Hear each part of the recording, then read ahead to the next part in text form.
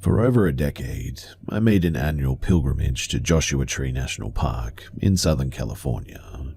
This would have been spring of 1999. No smartphones, no Wi-Fi, no MapQuest. At that time, the roads in the park were largely sand and unpaved. There was no water in the park, and you needed to fill up at whatever entrance that you were at. I don't recall ever seeing a manned park ranger booth during any of my time there. I did climb a loop through Utah's Canyonlands though, Zion and Arches, and then Joshua Tree, so I had an annual pass. Not that anyone was really checking though. There was construction going on in the park at the time. They were improving some roads, and there was some more signage for the campgrounds that had been there before. We had a construction crew with a trailer a few spots away from us. I don't remember what campground that we were at, but maybe Ryan or Jumbo Rocks or something like that. We had a favorite spot though that had a cave in the back of the site, a great place to cool down in the afternoon heat and to seek shelter during the occasional rain or snow that sometimes hit before dawn. Now, let me just say that the desert, it really attracts weirdos. People seeking to get detached from civilization, I guess, or running from problems maybe. In fact, Charles Manson's ranch wasn't actually that far from here. Many bodies had been buried out here as well, and we frequently met our fellow campers and had communal dinners with those that we met. We quickly met a guy named Chris from Virginia, maybe West Virginia if I recall correctly. He had been living in the campground for a while and riding his bike, don't ask me how, to do a job that he had a diner in one of the park's entrances at. I don't remember if it was 29 Palms or Joshua Tree, but it was one of them. Chris was an environmental activist and was not pleased with the park improvements. He would wax on how they shouldn't be making the park more accessible and had even vandalized some of the signage. I didn't agree with his actions, but I did understand the sentiment. We also met a very mentally ill woman who had been living at the end of the cul-de-sac of the campground. She had shrines to something set up everywhere and empty bottles hanging from trees, some odd decorations that she had created with wire and trash. I remember that she was sort of wild-eyed, dark-haired, and very antisocial. She talked in word salads and to herself non-stop. We just avoided her really.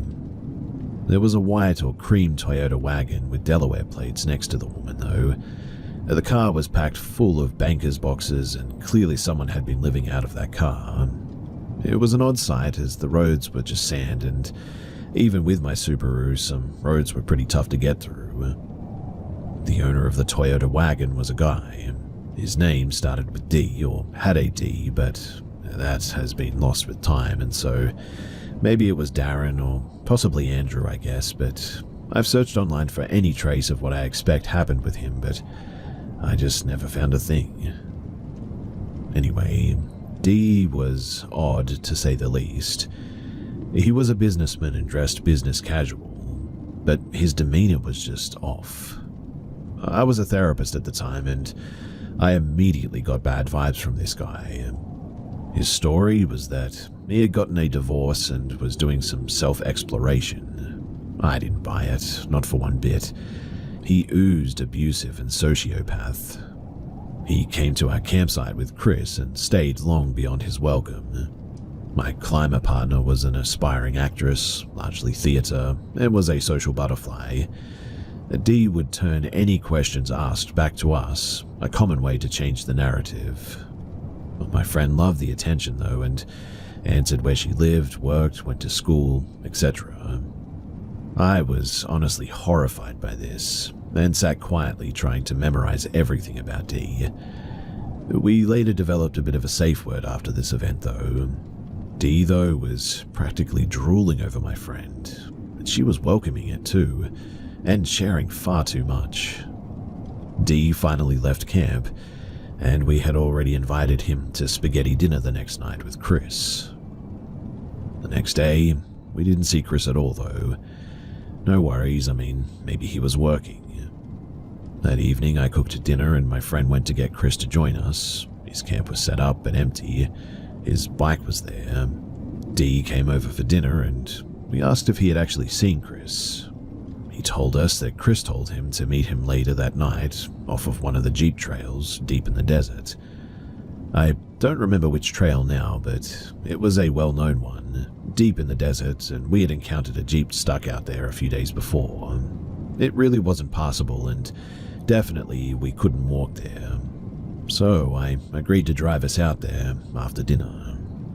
Dee was hyper-focused on my friend once more, and even though we had the "he's weird, don't give him your personal details" talk, she was definitely happy to have the attention. We had dinner though, and then we headed out to see Chris. I was driving, friend in the passenger seat, Dee behind her. Dee had a backpack on his lap, and I had a terrible feeling that there was a gun in it. We got to the remote location Dee said Chris was going to meet us at. No Chris though, no anyone. We were also 2+ hours from the nearest town now. Dee said, "This is the place, we need to get out and hike to Chris." And it was here that my gut was telling me that if I left my car, I was dead. I kept imagining Dee pulling a gun to my friend's head and making me get out of the car to my death. It was pitch black out too. The stars were the only light. I told Dee that we were not getting out. He was welcome to, but I was heading back to camp. Dee was angry. I told him that he could leave the vehicle, but he didn't, and the drive back was silent. Dee was furious, and I was terrified. Back at camp, still no Chris. Dee wanted to sit around the fire though, and I said that I was going to bed. My friend joined me, and very quietly we had a conversation of what had transpired. She agreed though that Dee was dangerous, and also felt like he was going to pull a gun out of that backpack too. We discussed driving back into J-Tree or 29 Palms and going to the police, but, I mean, what would we tell them? I had long purple dreads, a friend had bright red hair, we were early 20s, clearly countercultural, and presenting to a military conservative town police force would likely result in us being dismissed or worse, maybe even detained. We talked about going to talk to the construction crew who was loudly drinking and playing poker, but again, 2 early 20s girls alone in the desert, it could go very bad for us. We agreed to sleep in my blacked out Subaru wagon that night instead. I carried a large machete that I had brought back from the jungle trip that I'd been on before. It was sharp, but a pretty clumsy weapon if I'm being honest. My Subaru windows were so dark that any time that I strayed east of California, on the I-10, I was pulled over and cited. In fact, it happened at least 5 times every year on our treks across Arizona and all that, especially Texas. I don't think either of us slept well that night, but my friend had previously told Dee that our next trip was going to be Carlsbad Caverns, and Dee was allegedly going to meet us there. Well, when we got up, we quickly found Dee in our sight. "Where were you guys?" he asked. "I checked your tent." My blood instantly ran cold. We told him that we slept in the cave behind our site that night. We asked him if he had seen Chris, but no. We were quickly packing up our camp to get the heck away from Dee, and Dee told us that he would meet us at Carlsbad. But my friend and I, we had already changed plans to hit Mesa Verde instead. We checked Chris's site before we left camp, but there was no Chris. His bike was still parked where it had been, but he was nowhere to be seen. In an act of desperation, we asked the wild-eyed lady if she had seen him anywhere. She said not for a few days, and so we left and we headed east. Now, I truly believe that it's possible that Dee actually killed Chris and was planning on killing us. I don't have any evidence for this, obviously, but I have not seen Chris ever since that moment. I've searched online in so many ways trying to find anything on Dee or what he was running from. I actually took down his license plate number and full name in my journal, but I just never found a thing. I do hope, though, that whatever Dee was running from, that it eventually caught up to him.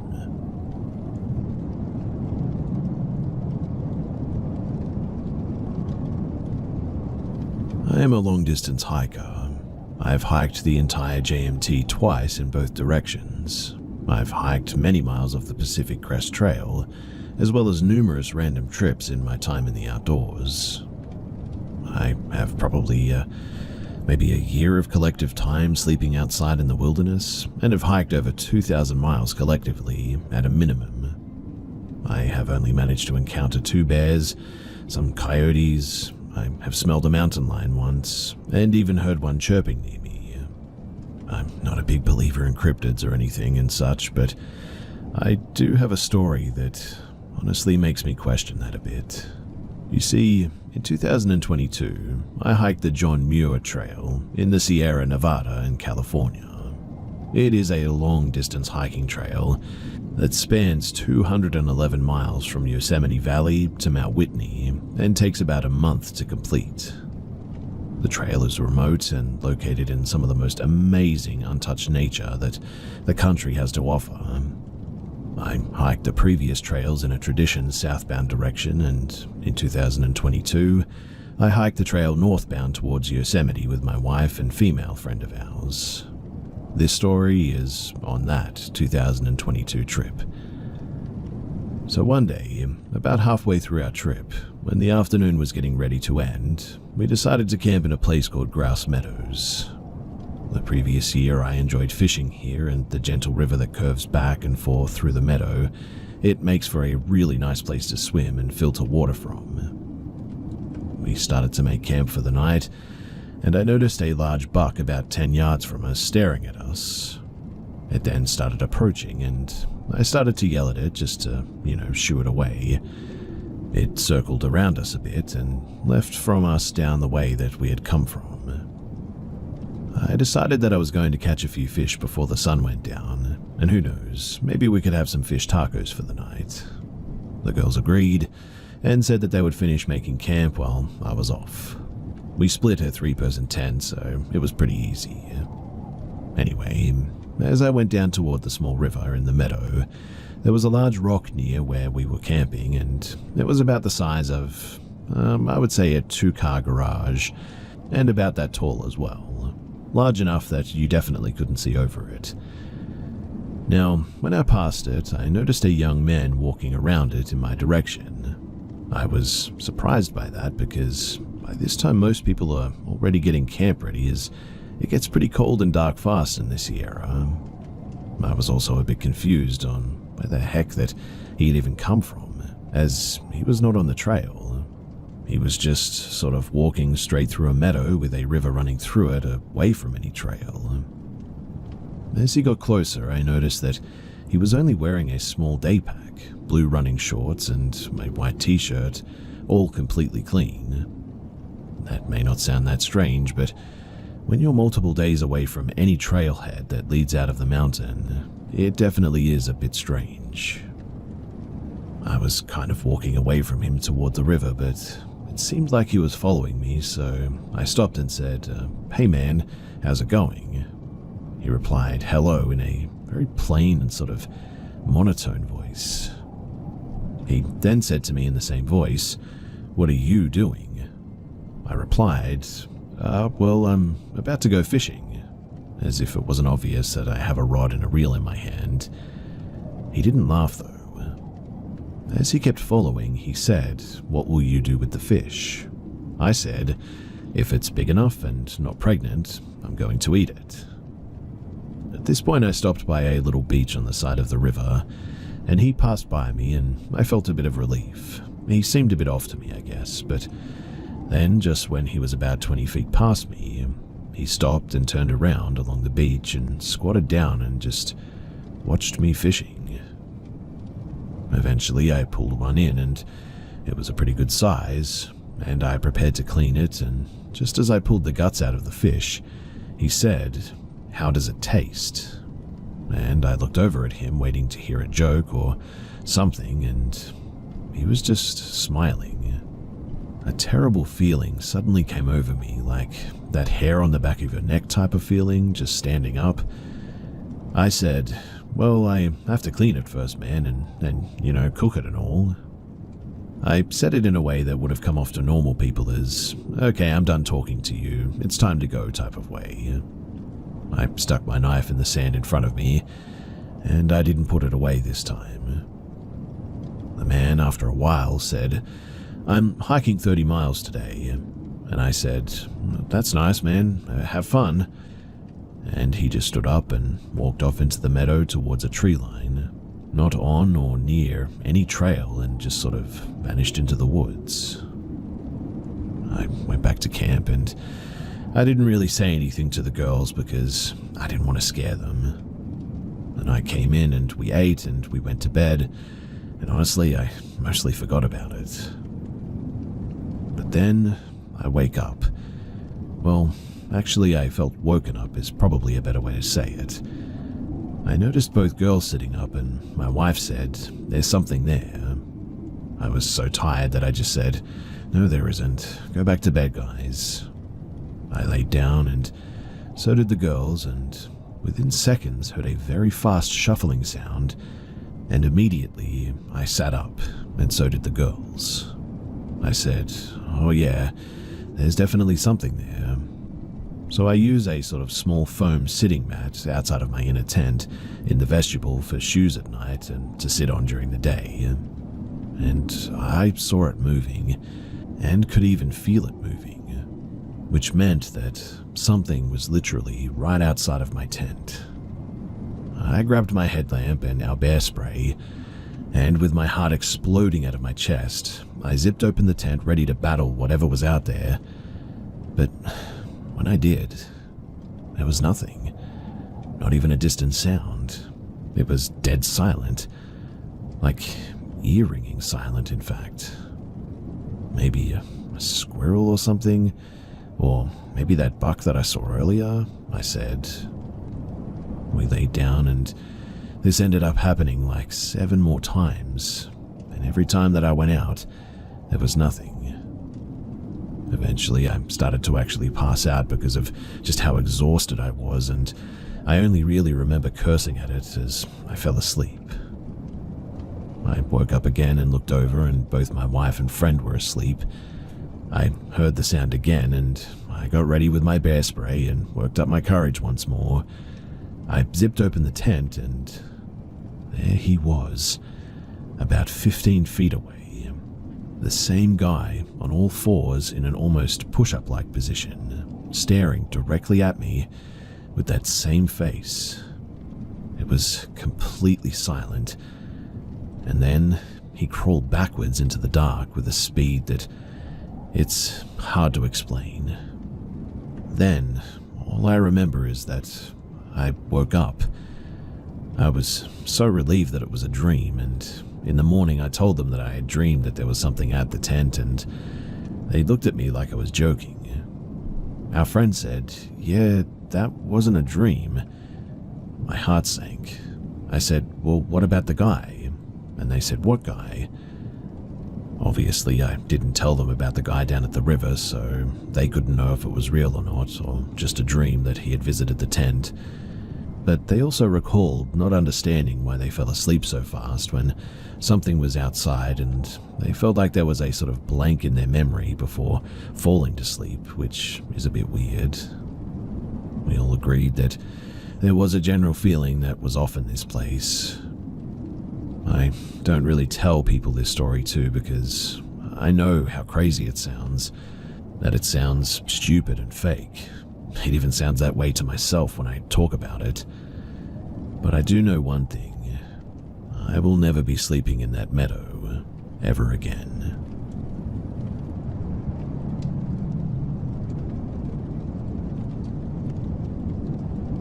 So I'm hoping to get some feedback on something unusual that I experienced a few years ago.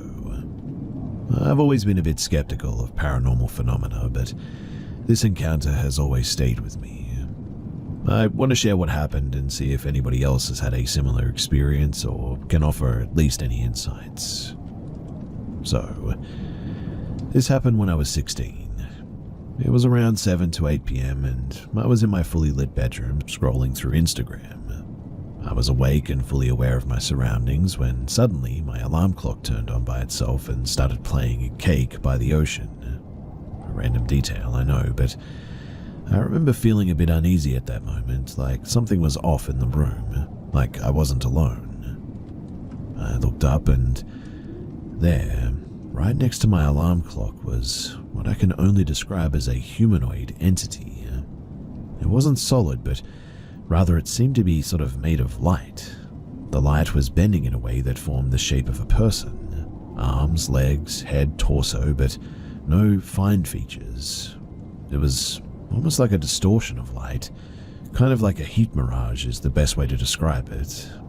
The room also seemed a little bit more brighter than normal, almost like the entity was somehow affecting the electricity or the environment or something. I remember feeling terrified, but also knowing that whatever it was there clear as day. My eyes started watering and I couldn't speak.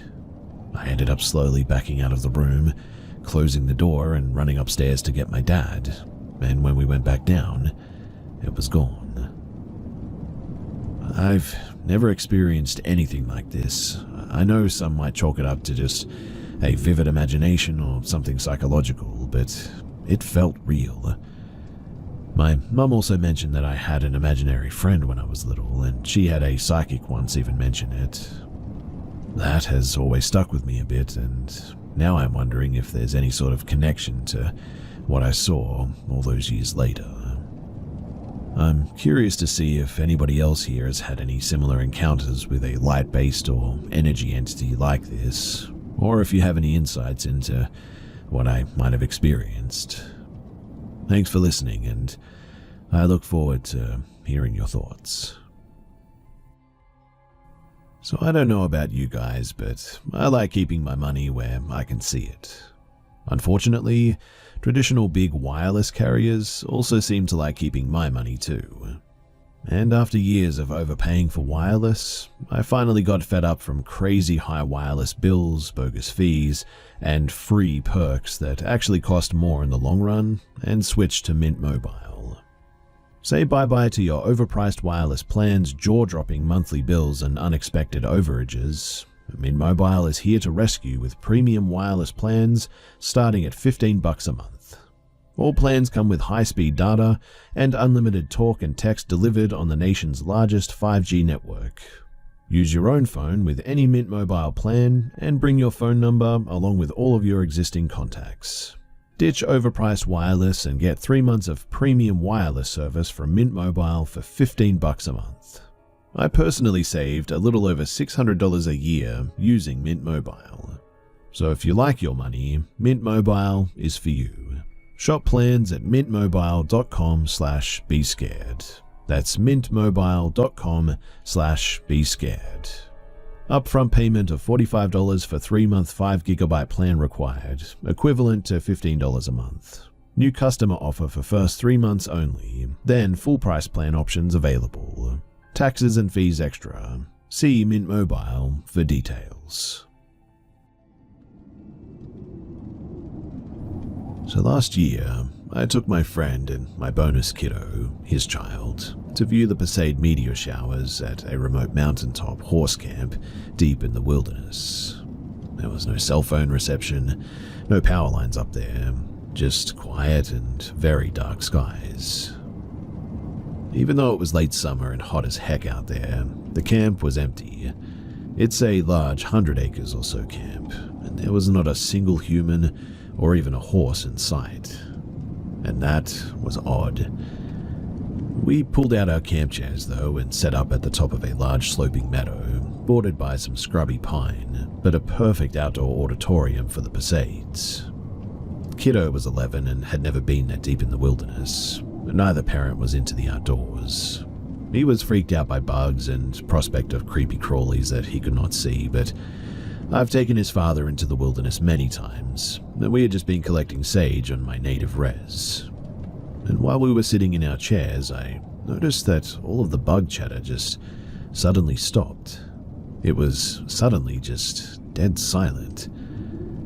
My blood ran cold and I got goosebumps at this. A deer-like animal appeared slowly out of the side of the meadow near the bottom. I say deer, but its neck was far too long, and not at the right angle either, like it was a puppet and being moved in jerky motions. The animal made eye contact though and stayed there watching us, occasionally taking a few steps closer, but not close enough to see it clearly or close enough that I felt threatened. I had my binoculars in my car, but really didn't want to see whatever it was pretending to be a deer, and I think that it was letting us know that we were on its land. It was grazing, and its giraffe neck with the weird angles reminded me of the large puppets used in native ceremonies that mimic nature sometimes. I stayed calm, even though I was terrified, and the bug or the night noises, they just never returned. I did catch a few amazing views that night, but I kept my eye closely on that deer until we left. It was only when we were safe at home and Kiddo was tucked into bed that I did share my thoughts with my buddy.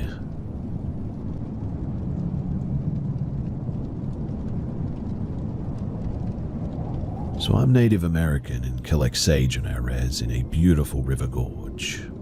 I took the same buddy from the last story from the Passade shower, and we ended up high on a primitive road miles from the highway overlooking said gorge. It was already dark, but there was a warm wind coming off the river. He had never been on native land before, and I told him that we thank the earth and ask permission before taking her bounties. Cheesy, maybe, but I'm not taking chances and am always respectful. He's so white though that he's practically translucent. I call him Alabaster as a bit of a joke, but he's always been respectful about native customs and all that, so we get along.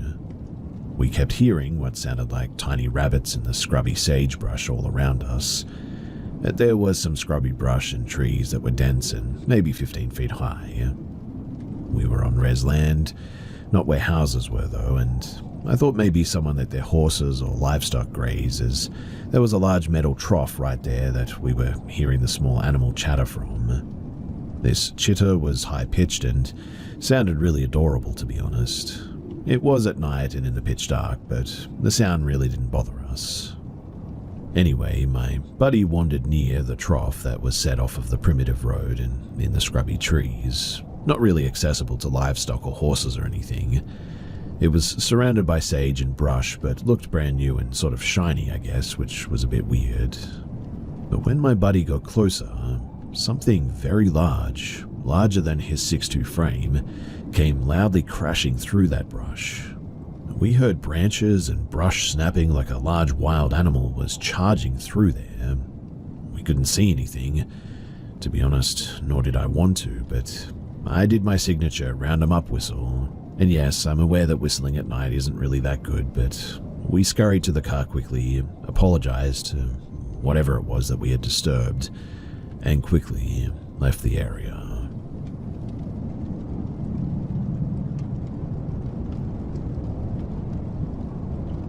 So I volunteered with a search and rescue group, and we were frequently dispatched to remote areas looking for missing people, recoveries, and occasionally even a crime scene search.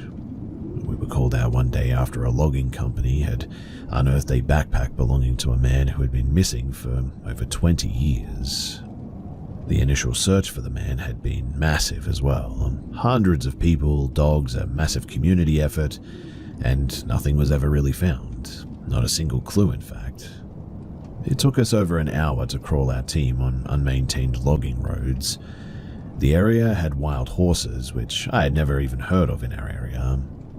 What I mean is that it was really remote. From the jump as well, we had some really weird technical issues. My teammate's brand new Dodge truck stalled out on the logging road.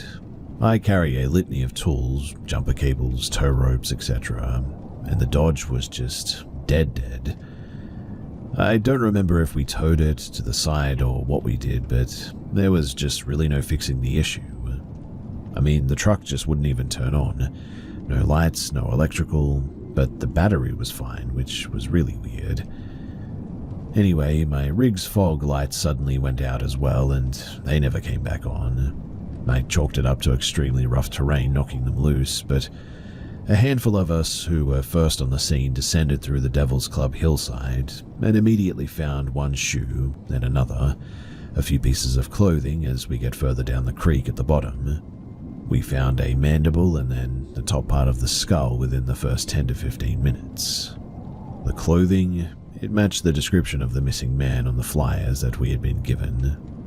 One of my teammates sat down for a break and picked up a rib that was next to him. We had been up and down the hill that he sat on and hadn't even noticed the human ribs that were scattered up the hillside.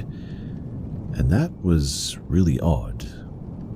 We were all trained to grid search and had done so. Had we merely overlooked 5+ ribs that were laying plainly on the ground? Well, maybe. It was Devil's Club and brutal landscape after all. Plus, the clothing and the bones were out in the open, so anything could have happened to them over those years.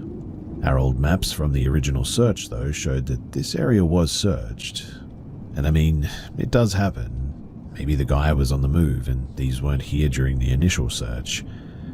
I drove out of the scene to grab a sheriff who was going to guard the scene overnight. We had flagged every fork that we took with flagging tape as the logging roads were not marked. They were missing the number sign as well that usually sat at every fork, and they were definitely not well maintained.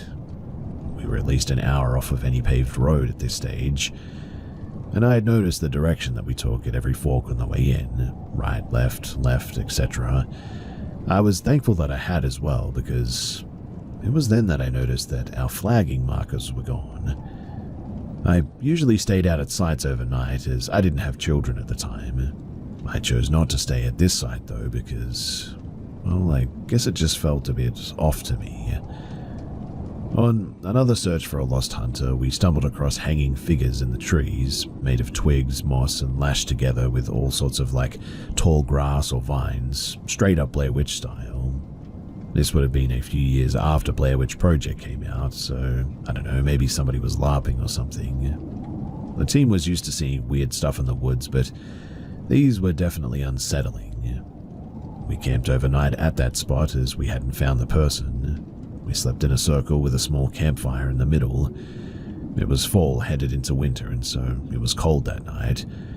We just had sleep sacks and bivy sacks, no tents or tarps or anything. And when we woke up, there was a small bundle of twigs lashed together with vines by our fire. We initially blamed our team clown who was always pulling pranks, but the look on his face told us that it wasn't him. We have no clue what or who it was, and we never did find out if it was a prank or not, but something tells me that it wasn't. Many of the old-timers swore that they had seen or heard or smelled Bigfoot out there as well. These were pretty tough men. Many had military or law enforcement experience even, and they weren't the kind of guys to get scared by much, but when they spoke about it, you could definitely tell that it got to them, at least a little bit.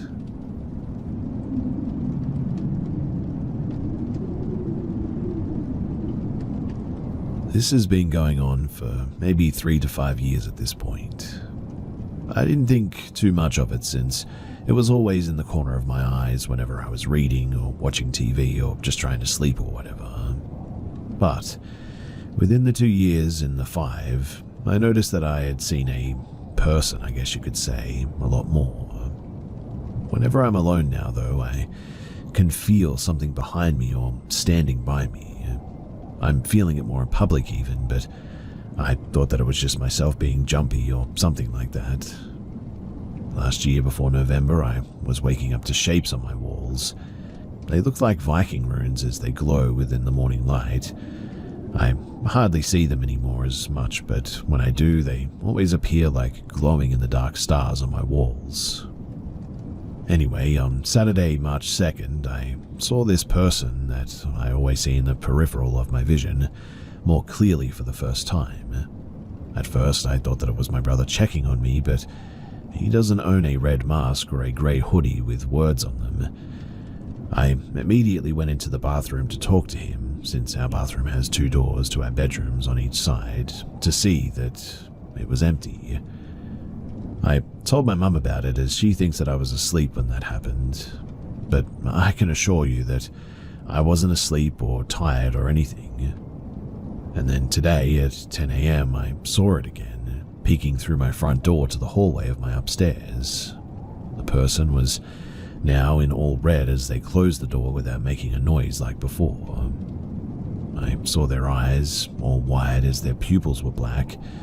I felt myself panicking, but I acted like I didn't notice it, even though I was looking directly at it. The body, though, was all red, as it wasn't clothes anymore like before. I don't know what the heck I'm seeing, but whatever it is, it's getting closer with better vision of that thing, and that is definitely freaking me out. So, that's why I'm here. If you guys have any idea as to what this is or what I should do about it, then please do let me know.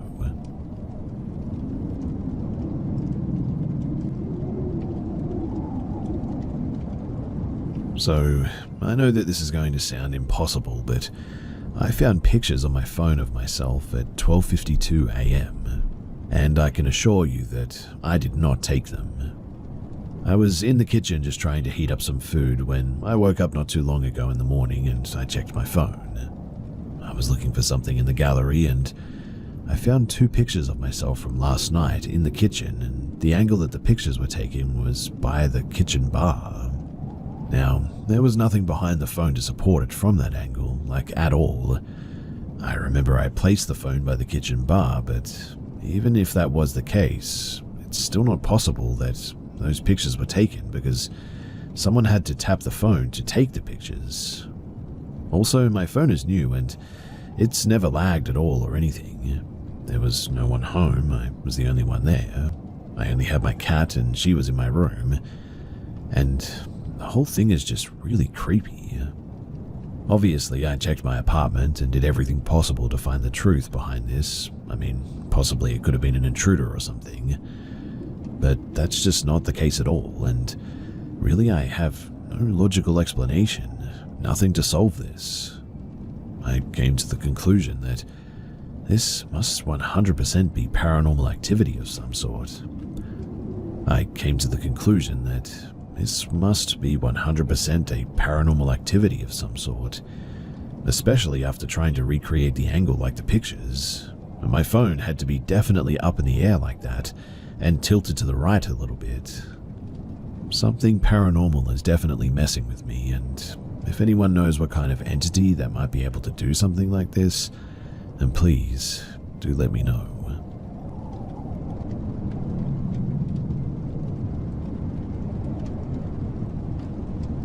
So I'm mostly telling this story because it was just so mind-boggling that I cannot resist the urge to tell somebody about it, anyone who will listen. So this happened in either 2008 or 2009, but in order to understand the story, you need a little bit of background, so bear with me. My sister Sharon has severe nonverbal autism. She's 4 years older than me, and at that time, I would have been maybe 19 or 20, and I didn't have a stable living situation. But at the time of the story, I was living with my friend and his girlfriend, Darlene, in their 1-bedroom apartment. I slept on one of the couches in the living room for a couple of $100 a month, and there were 2 couches that formed a right angle in front of the TV. Now, my sister had a day program that she would go to on the weekdays while my mum worked. But the only problem was the program opened at the time that my mum needed to be at work, so she would drop my sister off wherever I was living, and I would watch her until a bus from the program would come to pick her up. This happened every single weekday.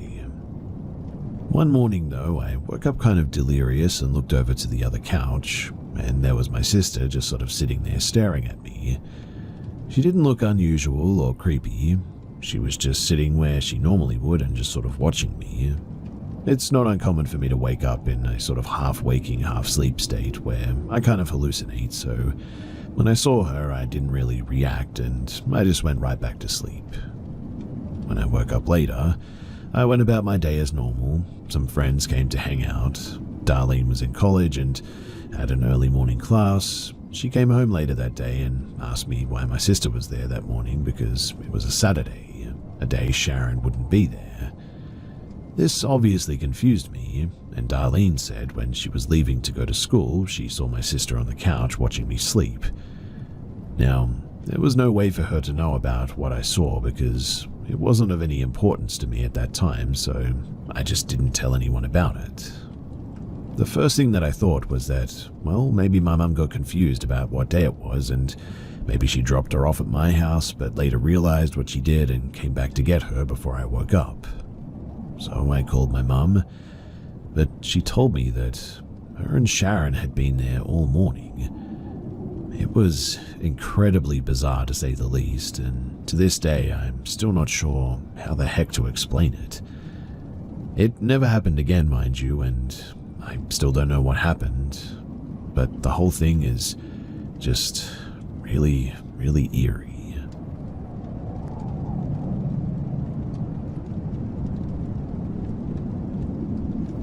So I live in an old farmhouse that was built in 1860, and I moved in many, many years ago. I was only about 12 years old when we moved in, but when my mother told me that I was sleeping upstairs, I immediately got an unsettling feeling without even knowing anything about the house. So I got all of my stuff up there and I slept up here. After about 2 years, I started feeling very uncomfortable in my own room and feeling like I wasn't welcome at exactly 11 o'clock every night.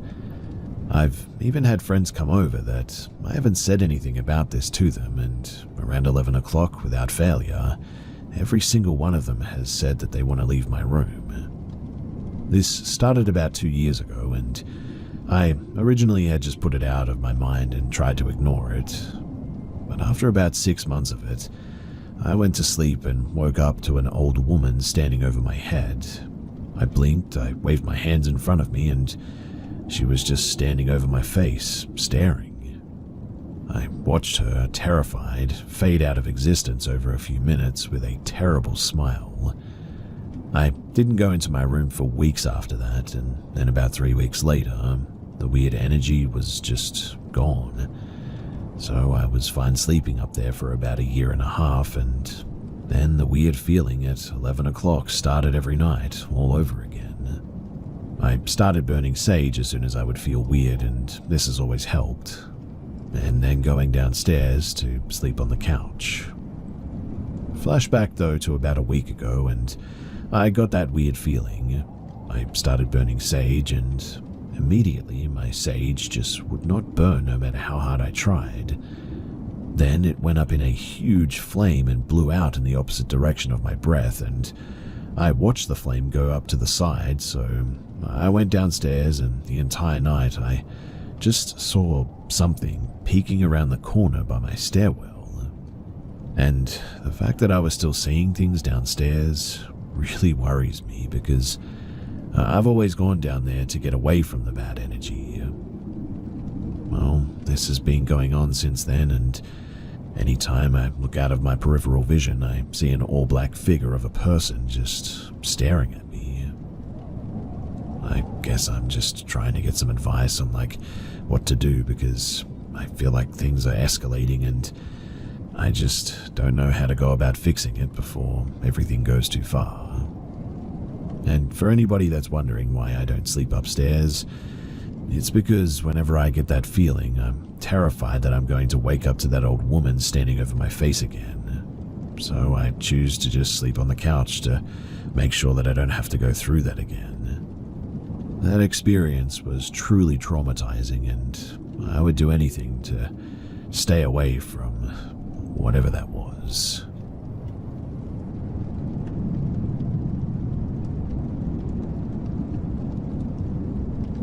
So back in 2004 or 2005 or something like that, my girlfriend and I were driving around, and I decided to go to the Honda dealership in town to look at motorcycles. This was completely random and totally spur of the moment. Also, social media didn't exist at this stage, and there was just no way nobody knew that we were going to be going there. Anyway, we walk in, and there's this short, older-looking black dude who looks like he's in kind of an argument with the salesman.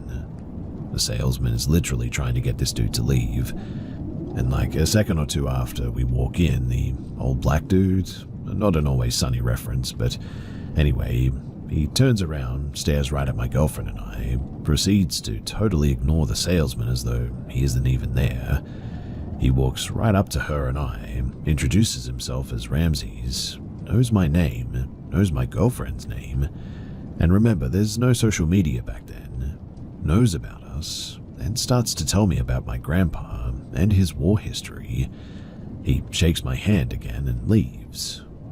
Apparently, all he wanted to do was meet me. Also, he looked older, but he had the eyes of a way younger dude. Honest as well, I promise you that I'm not making this up, and I'm just as confused as you are about it. And apparently, that dude had been waiting there for me to show up. He allegedly knew that I was going to be there. He knew who I was, he knew my girlfriend, he knew my grandpa, he even knew his war history. My girlfriend and I both had our minds blown. We go home, I tell my mum, and she tells my sister. My sister calls me on my flip phone, and she's all spooked too. A lot of weird stuff in my family going back since I was born, so when stuff like this happens, it can sort of mess with us, but nobody in my family will deny any of it. Even if my grandpa somehow knew this guy, which I highly doubt, there's no way that he would have known my girlfriend. I mean, my grandpa never even met her, not once, had no idea that she even existed, didn't talk to that side of the family, not even one iota for who knows, until I started talking to my dad again in 2022 or so. Now, here's what I think. Here's the mainly feasible options. And yes, that's where I'm at in my life, since I know that this is all real, and so I have to start finding explanations for all of it. And when stuff gets really weird, you have to start thinking outside of the box a little bit, right? Anyway, one possibility is that it was an angel. And this lines up with another, maybe even crazier story with another old black dude named Eli. I'll have to share that story another time because it changed my life, but the second is that it was some sort of time travel thing or something. And the third is something outside of all of this. This one could also lead us back to the angel, but like I said, this is obviously all sort of crazy and I'm just theorizing here. But what do you think? That dude was there waiting for me and he knew me. In fact, he knew things that he shouldn't have known.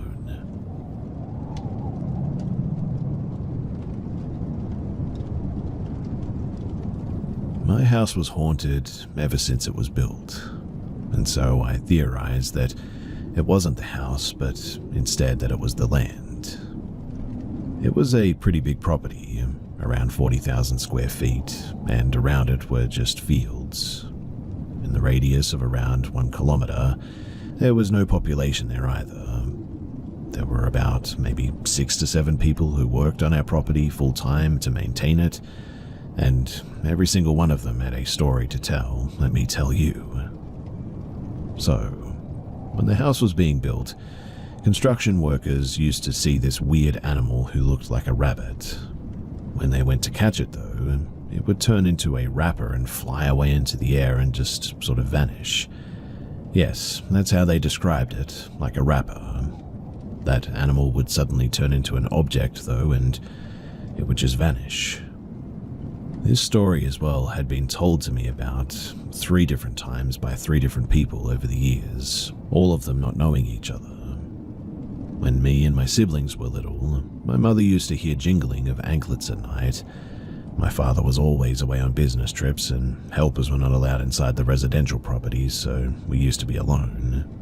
Which means that there was nobody inside the house and the jingling sounds and the sounds of people running around in the lounge were always heard. Things took a major turn though when we grew a bit older. Like one time a maid suddenly came over to my mother and asked her, "Yes ma'am, what is it?" My mother gave her a very confused look and she said to her, "You called for me," but my mother never did. She then said, "You were standing on the stairs staring at me, and when I asked, 'Do you want anything ma'am?' you just gestured to me with your hand to come to you. I completed my work and so I'm here." When my mother told her that nobody had called her and that I was in my room the whole time, her face literally turned pale. Another time I was alone in my room and I heard a door opening and then closing. Imagine those door closers that have the door closer on them and they are made of wood. They make a big sound when they're closed. I hope you know what I'm talking about, but when I heard it, I went downstairs to check and the door was closed and everything was normal. I thought that maybe it was the air or something, which is a bit sus because air cannot open a wooden door, but that was just me coping, I guess. I closed all the windows shut so that there was no air coming from anywhere and I went back up. And the moment that I was on my last step, I again heard that sound of the door opening and then closing. And it was now that I was beginning to realize that this might be some sort of jinn or demonic type thing. I just stood there for like a minute, but again I went downstairs anyway. I was in the middle of the stairs and I saw that the door was just hanging in between, like not closed and not open either. That was impossible, as that door had a door closer on it, and who the heck opened it? All the other doors and the windows were locked too, and there was no humans around apart from myself, and also definitely no air anymore. So I just sort of stood there a bit frozen, taken aback. I looked at the door for like 5 seconds, and then it closed itself suddenly with a huge bang, like a person just slammed the door. Well, that was enough for me. I ran upstairs and increased the volume of the TV so that I wouldn't hear it any longer, and just tried to ignore it. On another occasion, I was awoken by a large banging sound, like somebody was banging on the door very hard. The sound was coming from the lounge, which was a bit far from my room, but it was around 2 or 3 in the morning maybe, and I went to check it out. I was genuinely surprised too that nobody else was awake or seemed to be hearing this. I mean, the sound was very loud, but I tried not to think about it too much, thinking that they must just be in a deep sleep. When I reached the door though, I was completely in shock. The sound was coming from behind the door, as if somebody was banging on it, but as loud as the sound was, the door wasn't vibrating or moving or anything. It was still. Again, I stood there thinking, what the heck is happening? I was convinced that it was a thief at first or something, so I peeked through the window that was beside the door and there was no one and nothing there. The sound was still coming, but there was no one behind the door, and it was a really, really strange experience. But as I told you, we were experiencing these things since even childhood, so I just turned and I went back to my room to go to sleep. There was also this one thing too that used to happen pretty regularly as well. Whenever one of us was sleeping alone in a room at night, we used to always feel as if something was pulling the toe on our feet. I swear as well that this happened so many times that I just eventually lost count. Another thing that usually happened to my mother, though, was that she was slapped on her leg.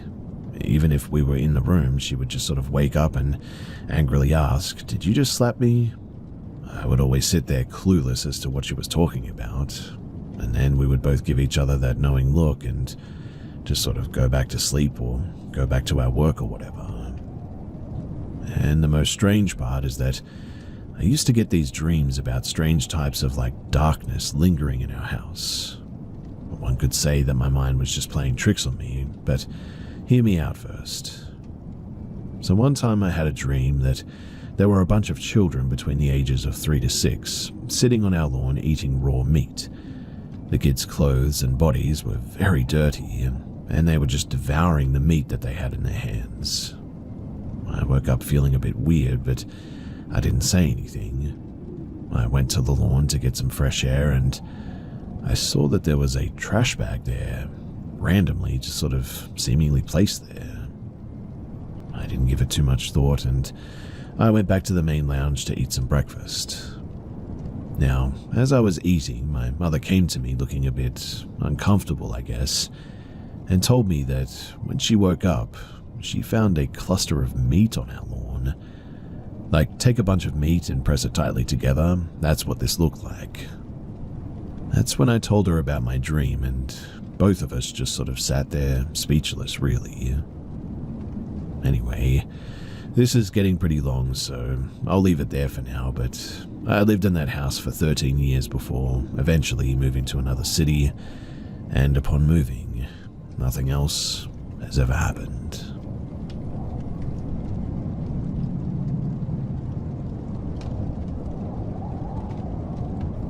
I was 22 years old when this happened. So I worked in a grocery store which had been featured in the news. You could see me in the clip and it was clear where I worked. I had just came back from vacation and a coworker told me that some guy had been coming around every day for a week asking for me. When I asked who or why, they told me that they had no idea, but he was around my age and seemed a little bit off to them. Well, a few hours passed by and my coworker came and told me that the guy was back again, asking for me. His name was James. In the back room, we had a computer, and you could see all the camera footage from all over the place. I looked and didn't recognize who James was, but decided to go and ask what he wanted anyway. When I went to meet him, he was clearly drunk and said that he had seen me on TV and wanted to ask me out.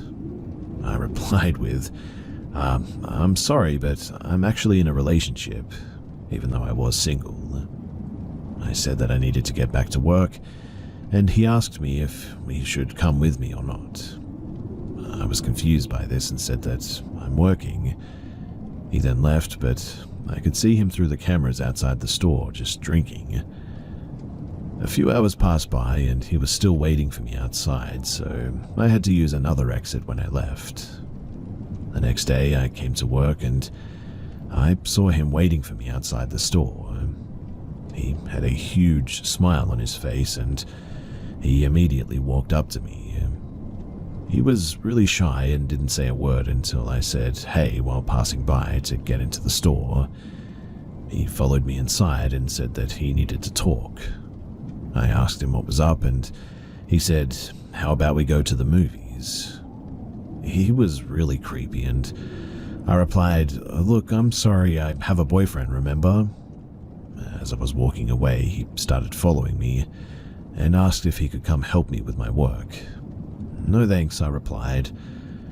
Once again, I looked at the camera footage and yet again he was waiting for me outside. At this point, I started asking a male coworker to escort me safely to my tram every night when my shift ended. I started getting really scared once this had been going on for a while, and he clearly wouldn't leave me alone. I asked my brother if he could drive me to work on his motorcycle and hug me outside of my workplace, so it looked like he was my boyfriend, and James would maybe leave me alone finally, since I knew that he was somewhere watching and waiting for me to get to work.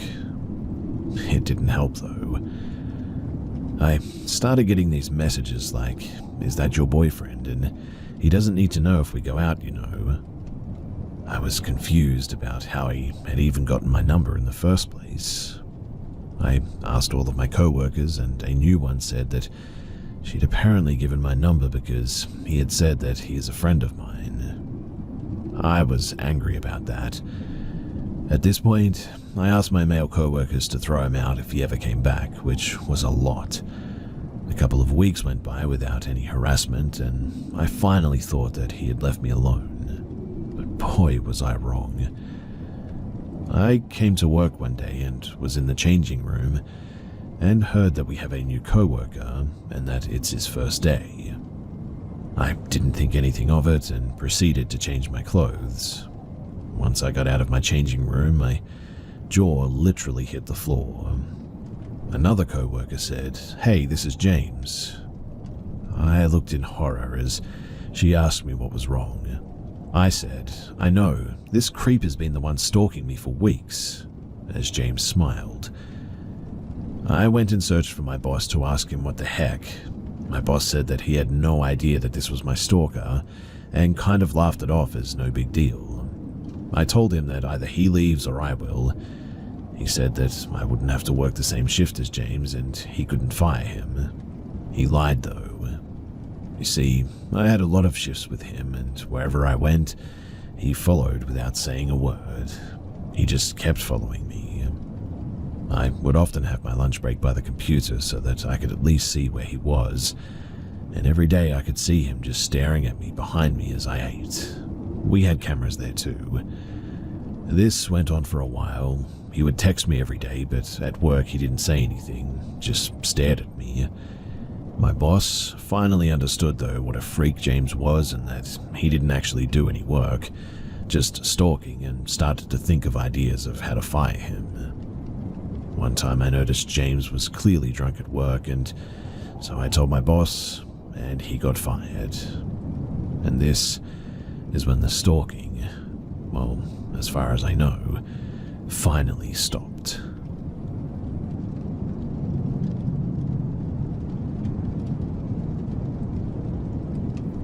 This is my account of the only real scary occurrence that I've had in my life. It was mid-October, 1992. I was riding home on my motorcycle from seeing some friends. It was late in the evening, early morning hours of that chilly fall weekend in Central California. I had made my turn off of the county freeway onto a less than well-lit country road. I remember that the road ahead was deserted, no headlights coming towards me, nor any taillights in my rearview mirrors. The road was encompassed, though, with large walnut groves on each side. The huge trees and the land swallowed the distance ahead in complete darkness. I was clipping along at about maybe 50 miles per hour when my eyes caught the jogger up ahead of me, on my right side. My mind quickly thought, how odd, wondering why someone would be out here jogging at this time of the year, at this hour of the night. As I approached him, I gradually moved to the middle of the road to give the jogger some space. I touched on my brights so that he could see me approaching. Now, understand this. At first, in my mind, there was nothing out of the ordinary, other than the timing of the situation. A hooded runner, heather grey sweats, a figure about 6 feet tall, jogging along the shoulder of a deserted country road at midnight in October. A bit strange, yeah, but really, who am I to judge? Anyway, as I approached him at a safe distance of maybe 100 feet away, bright headlight blazing, I saw him. Or perhaps I should say, it stumble. I fully expected the figure to fall, sprawling face down into the plowed dirt, but it didn't. It fell to the ground on all fours, but very quickly and with amazing agility, it began running like an animal on all fours, like a wild animal. Mind you, I was riding at a regular speed at this point, maybe 55 miles per hour, but the hooded human form that I'd watched become a hooded animal was keeping pace with me for a moment. Then, as if it sensed that it had been discovered, it sped off to its right into the pitch-black walnut grove. Instantly, my blood ran cold.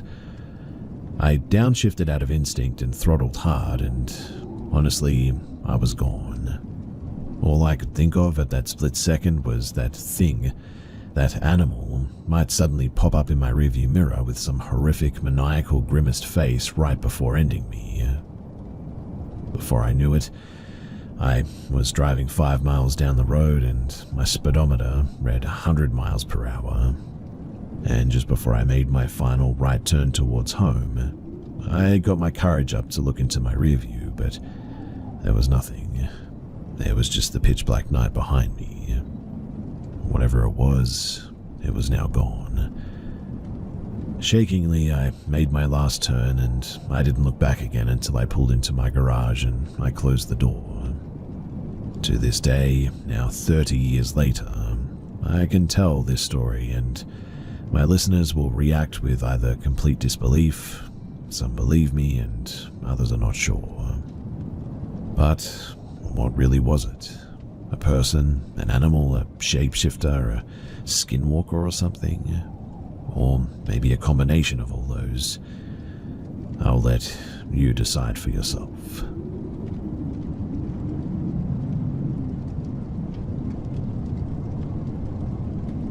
This was on the last day of June 30th to be exact.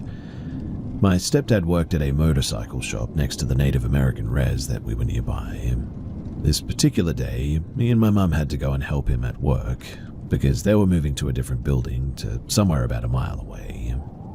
My stepdad told me a story about something that had happened there one time, paranormal-wise, and I've always believed in the paranormal, so I was sort of curious, I guess. Ever since I was little, I've heard voices and stuff, seen things that weren't really there, or things would fly across my room and stuff like that. So my stepdad had told me that one time he was there, he was exhausted from the summer heat and had been working all day.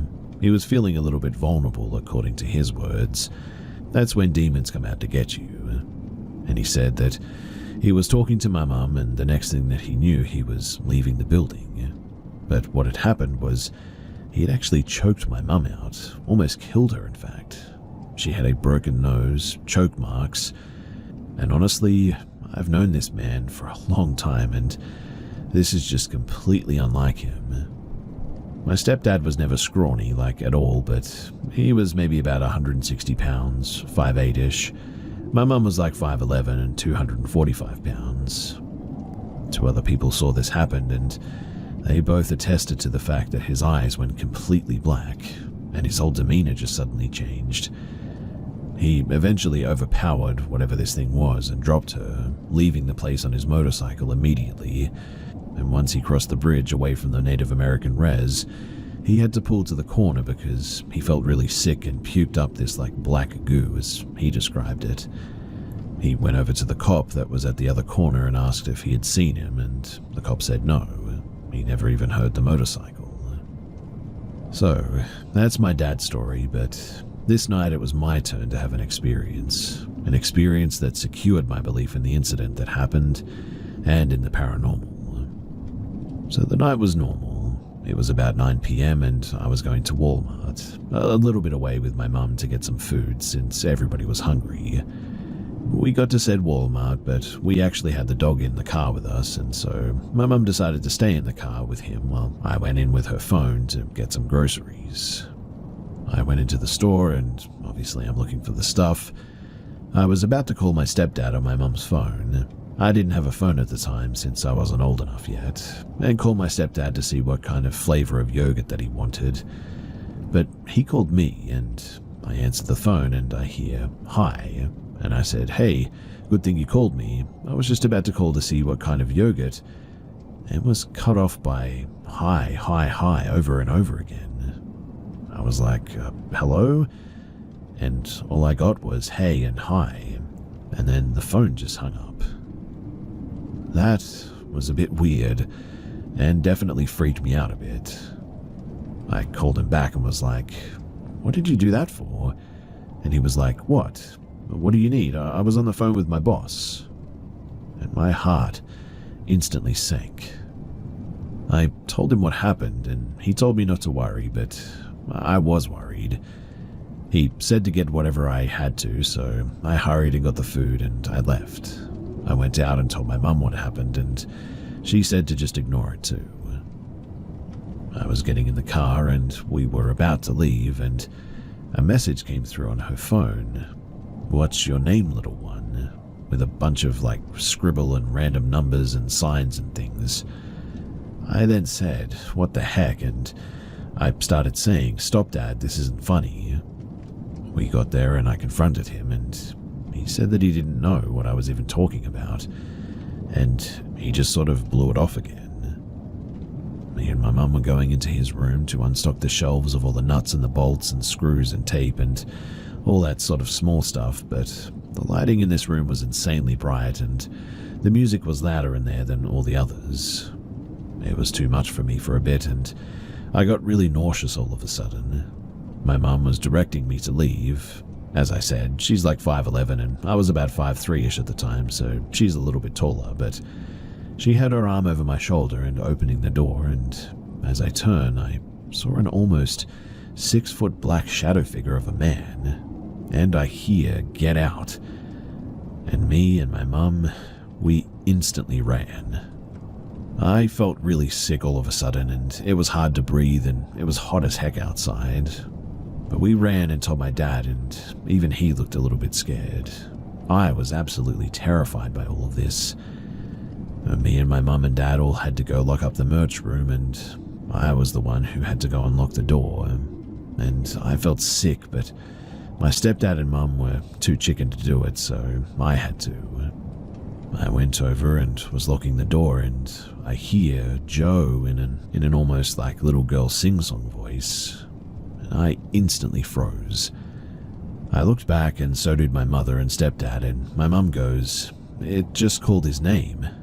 And we all instantly ran together. My stepdad had this look on his face, and he looked like he was about to puke as well. We got out of there though, and I refused to go back there ever since. More stuff happened, little stuff. Like my parents kept hearing their names being called, all kind of stuff. Eventually we left, and I will never be going back there ever again. By the way, if you've ever seen a Native American bent marking tree, they're trees that are tied to rope when they're growing, so that they have a bend near the base, and there was one actually outside of this place. About a year or two later, me and my mum and my stepdad all went on vacation.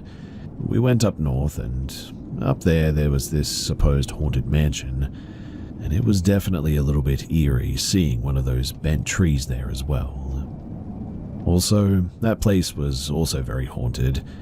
It had Native American print on the windows, and the people who lived there were friends with Native Americans. Also, there was a Native American pottery thing going on there as well. It's called the Riordan Mansion.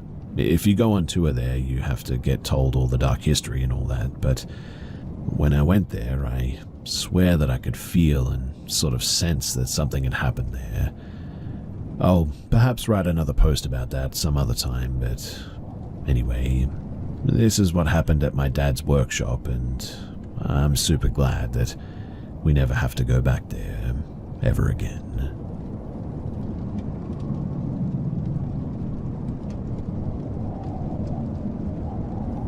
I don't know what is completely relevant to this story, so I'm just going to try to be as detailed as possible. So several years ago, when I was still a student, I witnessed something strange. It was 4 a.m. and I had just left my dorm room to wake a friend up in another dorm block. On normal days, we'd wake up at like 5 a.m., but we had exams coming up, so that's why I woke up an hour earlier.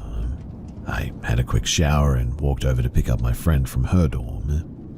Now, we didn't have any streetlights on our campus, and we were far from the closest town, like 5 kilometers at least. So the area was pretty dark, with exceptions of the lights emanating from the individual dorm building entrances. Her dorm was around a 3-minute walk, and between her dorm and mine, there wasn't much but a path lined up by a short hedge and some trees here and there, really. Now, around a minute away from her dorm room, now in view, I saw something. A bright, blinding ball of light, roughly the size of a volleyball, shot from behind me. I instantly froze. I felt like this thing was watching me.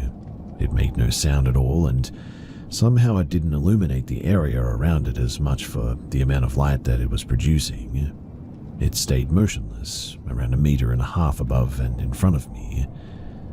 I remember standing there and wondering what on earth that was. I was frozen, and I had this terrible sense of dread, and I felt paralyzed. I remember telling myself to look away and to just run, but before I could do anything, it kind of just started hovering around, and then zapped away so fast that I felt like if I had blinked that I would have thought that it just disappeared. Suddenly, I wasn't so scared anymore, so I looked around behind the tree to see if I could still spot it, but it was gone. I bolted to my friend's dorm, but by the time that I got there, some people were already awake, and what was supposed to be a 3-minute walk had now been around 25 to 30 minutes. I don't think that I spent that much time staring at that thing, and I've always wondered just what that was. And over the years, I saw some wild theories on the internet. I stumbled upon something called a lightning ball, which had the closest resemblance to what I witnessed, but I'm unsure if it's an actual phenomenon or not. Anyway, I decided to ask all of you guys, has anyone heard of or experienced something similar to this? Is there something that could logically explain what I experienced that morning? Thanks in advance to anyone who can offer any information.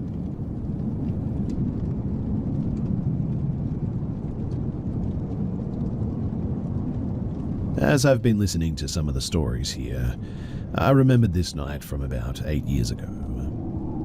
It was after 11 p.m. and I was taking my dogs out for their last toileting walk before bed. At the time, I was living in a rural area, houses farther apart, lots of wooded area, and lots around with wild pigs often crossing our path. I would often take long walks because one of the dogs had a problem with having accidents in the morning if he hadn't had an adequate walk to do all of his business.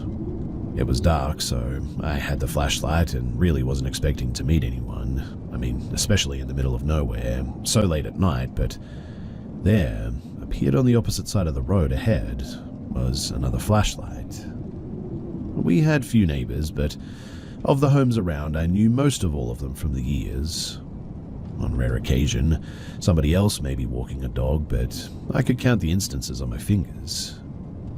As I passed the other flashlight in the night, a tall, thin, pale man, who I had never seen before, crossed the street to my side and began to follow behind me.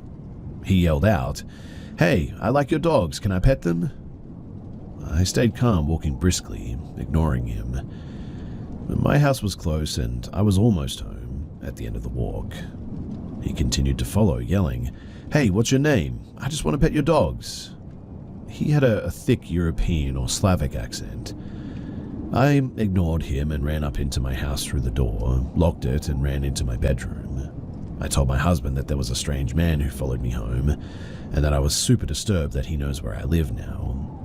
My brave husband immediately ran out of the house, I guess to find this guy. I was on pins and needles waiting for him to come back. He came back home with his steel baseball bat in hand. He said that he caught up to him and asked who the heck he was, and why he was following around a woman at basically midnight being a creep. The guy said that he was new in town, and he was walking around hoping to meet or make some new friends. Basically, his story was bizarre and totally didn't make any sense. My husband, he told me that if he ever sees him again near our home, he was going to break his knees with the baseball bat. But after that, I never saw him again.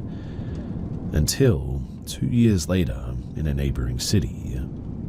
I was out with a girlfriend, looking at art in a museum when I turned the corner and suddenly it was him.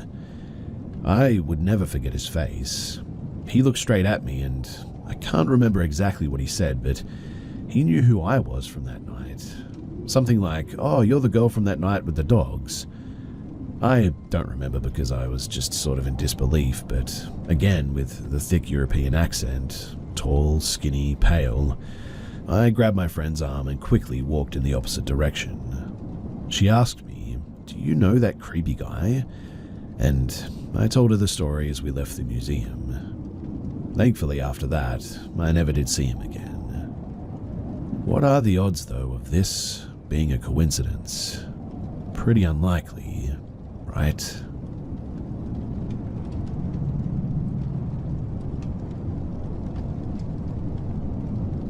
So I'm pretty sure that we were involved in some weird couples killing spree last night. Me and my boyfriend's family, we're big campers. We try to go as often as possible and try to find different places depending on the weather and the season. We booked a beautiful spot on the lake and had been anticipating this trip for months at this point.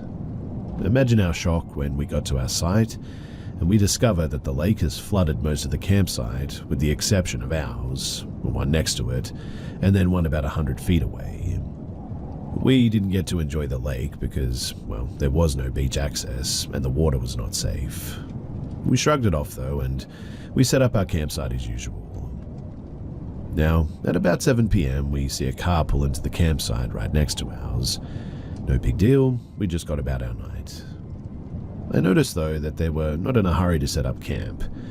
A middle-aged man and a woman got out of the car. I'm a very observant and paranoid person, so I notice details that most people may not think anything of. In my mind, though, these campers arrive really late after check-in and don't unload anything from the car. They didn't talk to each other, and they kind of just looked into our sight in passing. Again, no big deal, I think. But a bad storm hit us a few hours later, and we were literally holding down our tents while the couple next to us just sat in their car, no tent. I still thought that this was odd, but my boyfriend said they probably were car campers and had the back seat set up to sleep in. Okay, makes sense, I guess. But still, why come to a tent campground? Anyway, we go to sleep and all is well, until I'm awakened by the sound of footprints in our vicinity. We had been drinking, so the fact that this noise woke me up means that it was very close to our tent. I spring up instantly and listen. I heard people walking up to our tent and saw the silhouette of a man through my tent too. In a state of panic, I unzip the tent and look outside. Two people with red headbang flashlights are standing about 7 feet from me. I rush myself back into the tent and grab my pepper spray air pistol. During all of this, my boyfriend wakes up asking me why I opened the tent like this, and I explain what I just saw. His reasoning is that it was the neighbors just gathering firewood, and I can't shoot them about that. Immediately, though, the people walk away and we hear silence once again. I take a moment to think that maybe I'm being paranoid and am also just a little bit hungover.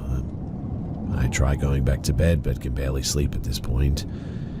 The next morning, though, we wake up and the couple next to us has what looked like a tarp tied from one tree to another. I'm thinking, what the heck is that? I notice that the man has the same khaki long pants he had on the night prior, and the woman also wearing the same clothes. This in itself isn't weird while camping, but what was weird is that they were not dressed for camping at all.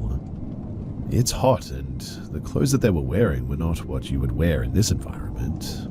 Long pants, almost like to protect you when going through the woods to hijack another site is what I thought. We go about our day though, and I keep noticing that the couple doesn't seem to interact with each other at all. They don't talk and start a fire in the fire pit for lunch, taking it very easy. Me and my boyfriend's family though, we decided that due to the weather in the lake, we would head home early. Well, the couple next to us, who had literally just started a fire, immediately packed up and left just as we started to pack. They left in a hurry too. We eventually finished packing though, and we get back to my boyfriend's parents' house and decide to stay for a while there. Well, I told my boyfriend's parents about the whole thing and how off and weird it was, and what they had to say honestly chilled me to the core. They said that the man upon arrival seemed to be antagonizing the dogs. They have a Rottweiler mix and a pit mix, to see how they would react. They weren't sure why he took this stance, but after me telling them this, we put our stories together. They pointed out that he would stand and stare at the dogs while the woman was acting busy doing absolutely nothing but just sort of moving around. Then they pointed out that the campers sat facing our campsite and not the lake. They also noticed that there was minimal interaction between them and just seemed to be staring at us the whole time. They said one of the dogs would growl occasionally throughout the night, and they didn't get much rest that night. When I brought up that my boyfriend said that they were probably just getting firewood, they both said, why would they go out of their way to collect firewood that has been heavily rained on? Also, why wait till we go to sleep and then pack up the next day and leave? So, this is what I think. I think these people were locals who knew the condition of the campsite and scoped it out. They noticed that our site was reserved and isolated. No one else was there but us and them and some other campers pretty far apart. I think that they camped out to either rob us or maybe even murder us. But then heard my boyfriend say something about not shooting them, not knowing that it was a pepper spray air gun, and they backed off. Then they spent the afternoon observing us until they saw us leaving and they decided to call it off. Because, honestly, none of their behavior makes much sense. So, my question for all of you guys is, am I crazy?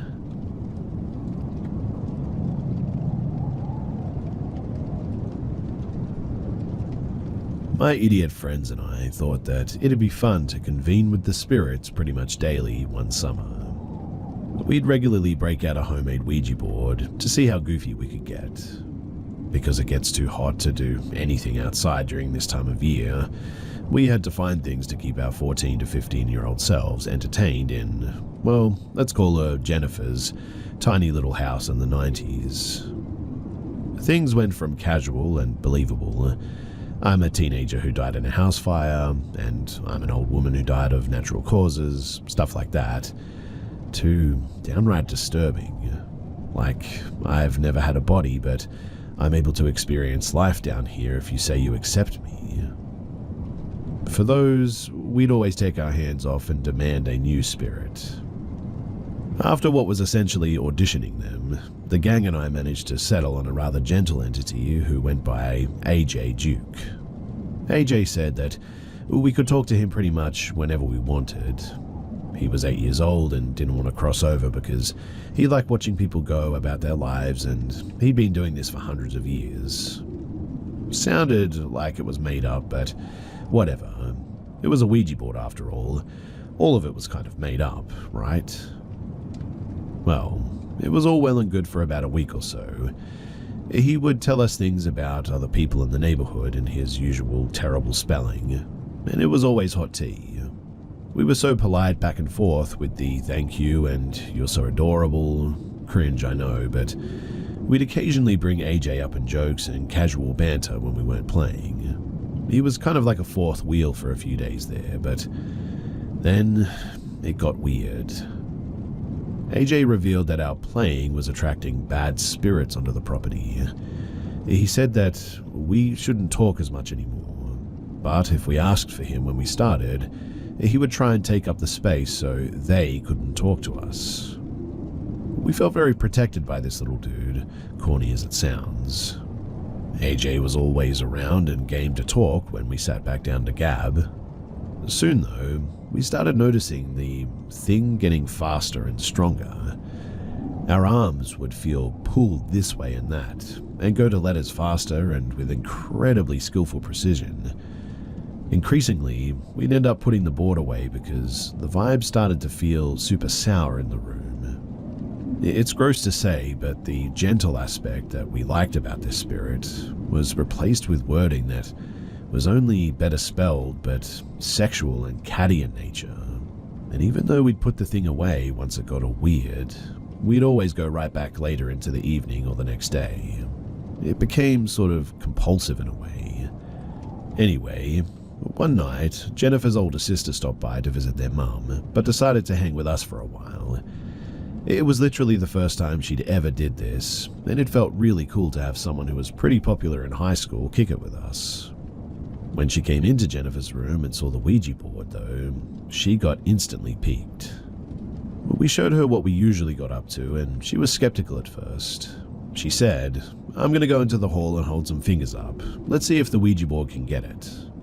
So she does it, and one by one, it kept nailing it. You could see the smirk wipe off her face and go into something akin to fear at this point. Then you could see the fear go into a desperate curiosity. She sat down and played with us, getting some gossip about her parents' divorce that we didn't even think to ask about. It didn't take long for the sexual catty stuff to get cranked up again. She was looking at us with a face that also felt the air shift. When we did our usual bellyache and hands-off ritual over it though, she protested. She thought this was when it really gets interesting. And what did that thing suggest we do not 5 minutes after we decided that she might be right? It suggested that we hold a seance. And you can probably guess what gang went along with it because cool big sis got super excited at the idea. So we did. The board told us to get into a circle and to hold some hands, then call for a spirit to appear. Mind you, the Ouija isn't spelling things out as cleanly. It'd be something like circle, CIRCL, hold hand, invite. And that's the good spelling. Anyway, we do as instructed. Nothing was happening at first, in spite of Big Sister's insistence that if you're there, show us a sign on repeat. Still, our big round eyes would look around at each other. I'm not sure if we were hoping something would happen or if we were waiting for one another to call it off. Nobody wants to be the ultimate nerd though, and if we played our cards right, we might be able to hang with her crew as they smoked cigarettes between classes and generally looked beautiful and cool. If you're there, do something, she commanded. A newspaper clipping taped to my friend's mirror flickered and we all jumped a bit. She confirmed that it was the ceiling fan and said that it does that periodically. There's maybe another minute of Big Sister making demands and I was certain someone was going to speak up and break the circle. But then Big Sis dropped, "If you're here, I give you permission to show yourself." And not even a moment after she uttered those words did she leap off her feet and scream while pulling her shirt off. "Get off me," she was screaming, and Jennifer immediately hopped up and pulled the cord to turn the light back on. Her big sister threw herself back first into the wall as though smashing an invisible something that was on her. I remember a single stream of spit hanging from her mouth as it hung open for a moment. It was just really odd to see such a cool person looking decisively, well, not. But I digress. It was absolutely terrifying. She spun around and screamed, "What is it?" over and over, and just below her bra strap, suddenly 3 scratches appeared, in some places deep enough to draw a bit of blood. We instinctively huddled around her, cloaking her in a sort of protective shield, but had no clue what to do, except to move that huddle downstairs and into the living room where her mother was watching TV. She leapt up and took a look at Big Sis's back as we frantically explained. And what we saw was AJ in a sort of welt and blood form. AJ. After this, her mum made us burn that thing. She kept saying, "I told you not to mess with it, I told you." And in rare fashion, Jennifer didn't utter a word of protest at all. She just asked advice on the best way to burn it. A strange bonding experience, standing in the backyard at night and watching her mother, usually quiet, sullen and withdrawn those days, put one arm around Big Sis and use the other to continually douse the doomed board with lighter fluid. In the end, I never did get to stand outside with the cool kids. In fact, if anything, she pretended not to even see us, even harder.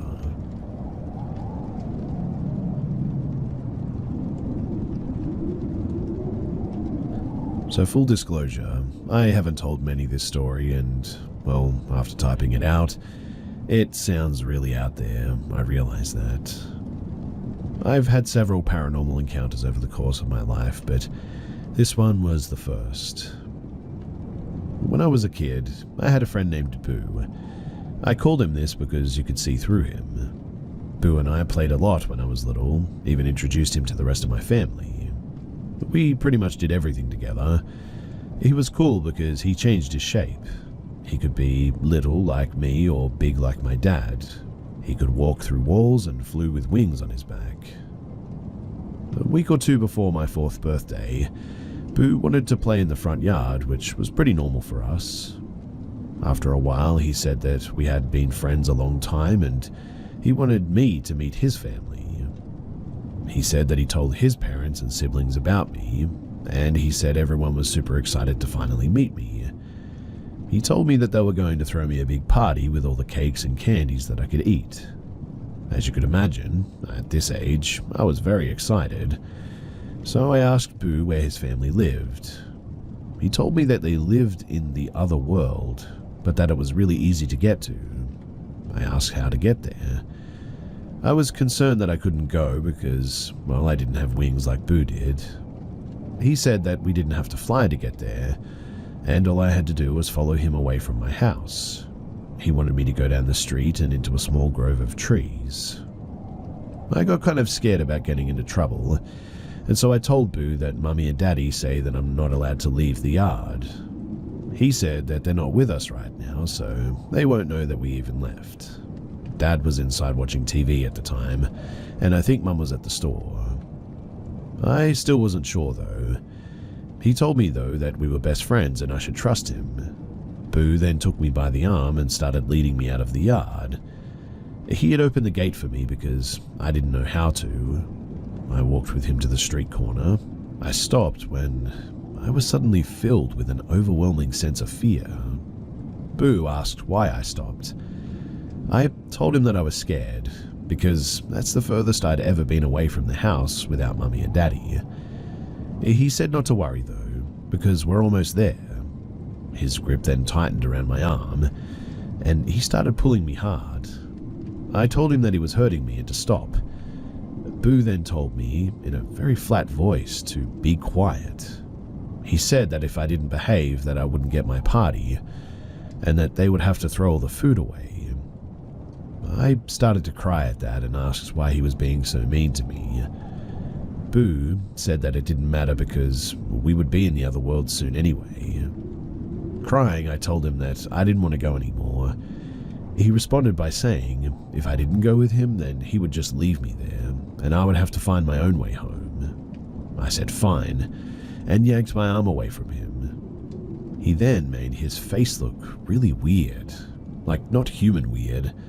There were shapes that shouldn't be there, and parts of it were really sharp. And then all of a sudden, he just disappeared. I did make it back home and sat on the porch and cried. Boo was my best friend at the time. I didn't understand why he was so mean to me. A few minutes later, though, my mum returned from the grocery store and asked me what was wrong. I told her everything about mine and Boo's fight. She looked back, though, and saw the gate was still open, and reminded me that I wasn't allowed to go outside without her or my dad. My father also got into trouble for not keeping an eye on me. But that wasn't the last time that I saw Boo. He was never the same after that, though. He kept being kind of mean to me, and one day I told him that we weren't friends anymore, because friends aren't mean to each other. So I told Boo to leave and to never come back. And after that, I never did see him again. Years later, my mum told me how scared she was after I told her about what happened, because she said that that gate was open that day when she got home from the store, and she knew that I was much too little to open it by myself.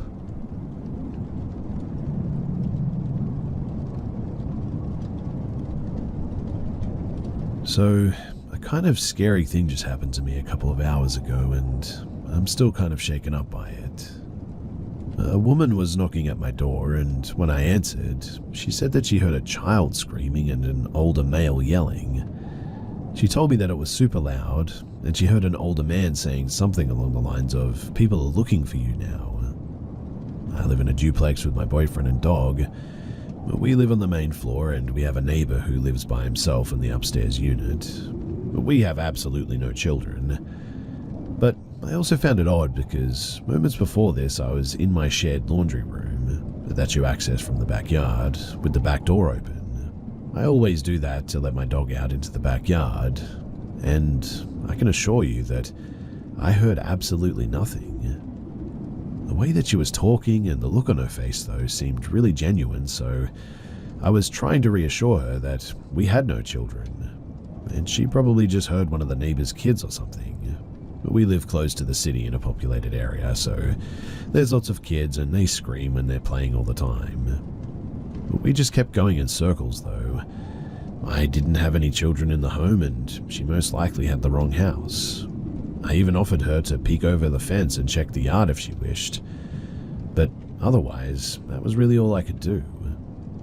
But when I'd say these things, she'd just stare with this accusatory look in silence, then start up again on what she had heard. That's when she began to subtly force herself through the doorway, like a foot or a hand. By this point, our upstairs neighbor and my boyfriend heard what was going on and joined me at the door. She just refused to accept my explanation, though, and eventually fully got herself into the doorway. She clearly wasn't going to leave, so that's when I called the police. She stood in that doorway until they arrived. After the cops talked with her and asked us questions, we found out that she admitted to using meth earlier that morning. So they told us that she was just experiencing hallucinations due to coming down from that. But they had to keep telling her that you're free to go now, and she very hesitantly left. She kept turning around and looking at the house, so the cops even hollered out, "Let's just do a quick check," to make her believe they searched the house. And I know that this could have been so much worse and isn't the craziest thing, but still, I'm really nervous that she's going to come back, and I can't stop checking my windows.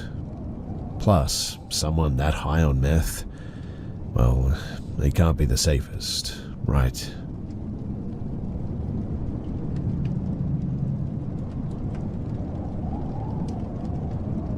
This took place a few months ago. So, there are these 3 abandoned houses as well as 3 barns close to my house, and are going to be getting torn down here in the next couple of months. So me and my siblings thought, why not go and check them out before that happens? I'd already checked them all out with a buddy, but I wanted to do it again, but with my siblings this time because, why not? We had only explored one of the houses previously because there was a small window that we could crawl through into the basement, and another hole through the wall that we crawled through to enter the house, since all the doors were boarded up pretty much. But there are 2 more houses we haven't explored yet, one being really small and the other being absolutely huge. After some research on the internet though, it made sense as it seemed as if the house was leased to multiple people, mostly around the age of college or to younger families who maybe couldn't afford to rent entire apartments. The time before, when I was with my friend, we brought a screwdriver with all sorts of those attachment things that go on the end so that we could unscrew all the different bolts and then used a hammer for the nails too. When we got there, the board was already torn off luckily, even though it wasn't the week prior when we first tried to go in, when we didn't have the screwdrivers. Also, I'll call this house the Red House since it has red brick. To describe this red house, it's like you connected 2 average double-story houses together. It is that big, and we ended up taking an hour to explore it, but that's because we were looking around too. This time when me and my buddy explored it though, it was pretty cool. Not too much graffiti and lots of stuff everywhere on the ground.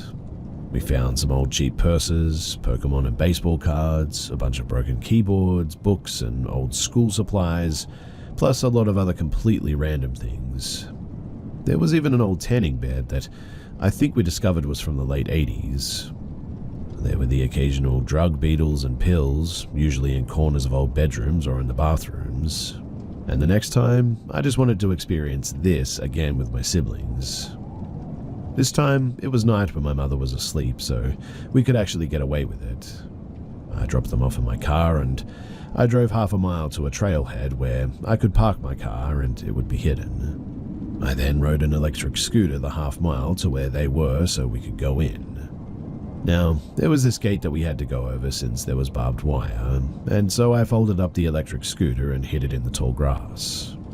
This road behind the gate, it led to the first house that we had already been in, so we were just trying to go to the big one. From here, you have to walk pretty far through this tall grass to get to the red house. As we approached it, we finally turned our flashlights on and then entered this house. Last time, me and my friend were calling out to make sure nobody was inside, but this time it was nighttime and I didn't want to risk somebody calling the cops since they heard yelling near the abandoned houses at like 2 a.m. Regardless though, it was a stupid decision. In any case, we made our way in and we looked around. I think it's also important to note here that this isn't the front door, it's actually the back door, one of 2 back doors in fact. The house is on a hill, so from the road, it sort of looks like 1 story, but on the other side you can see that it's definitely 2 stories. This back door is in the very corner of the house, so you sort of explore from one end to the other. As we walked through, I could have sworn that I heard some light footsteps. But this is an older house. I looked it up in fact, and it was built in 1964, has 7 acres of land and is 3,800 square feet, so pretty big, yeah? But anyway, It didn't sound any different from when me and my friend first explored it, and it was night, so quiet sounds were extra loud. As we made it through the other end of the bottom of the house where the staircase was, and made our way up, I heard more footsteps, and this time I told my siblings that we should probably head out. They didn't hear anything, but they were also under the assumption that we were the only ones there, and they weren't being very cautious or aware, I guess you could say. When you go up the stairs, though, on one side it leads to the garage, which is very small for such a large house, again probably because it's older, and on the other side you go past a short hallway, and it leads to the kitchen and a family room with a sort of lounge area, I think you would call it. This whole area is super open and it feels like a lot of empty space, but it only covers around half the upstairs. On the other side is a straight hallway with around 4 bedrooms and a bathroom.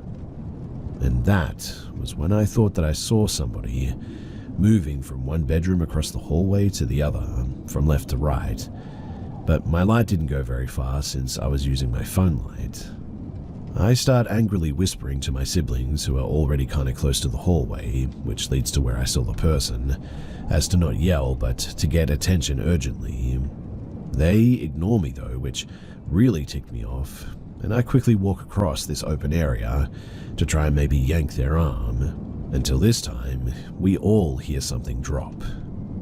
In my opinion, the guy dropped it on purpose to let us know that he was there, but after this next part, really, I'm not completely sure. Immediately, my siblings and I jump. It sounded like a bookshelf was knocked over or something, and since it was really loud and heavy, as we could feel the ground vibrate as we were upstairs, it was now confirmed that somebody was definitely there with us. We turned around and started running to the staircase, which is pretty much in a straight line. The bottom floor sort of zigzags around until it leads to a hallway that goes straight to the other side of the house. As we make our way around the zigzag rooms and make our way to the corner with the hallway, we start hearing running upstairs towards that staircase. Obviously, we're already running, so we don't slow down. We turn the final corner and make our way outside, where I run in a straight direction and then to the left in an attempt to hide in the tall grass, which also has a direct line to the other side of a huge grass area to where the gate is.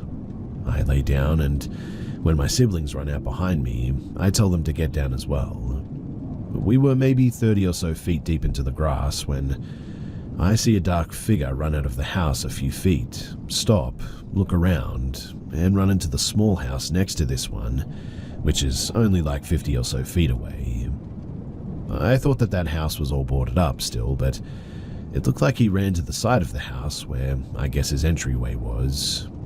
There was a large shed thing in the way, so I couldn't see exactly where he went, but I knew that there was barbed fence over there, so he would have to run behind to where we were to follow us, as there is maybe a 20-foot wide gap where there is no barbed fence, so I guess that way vehicles could enter.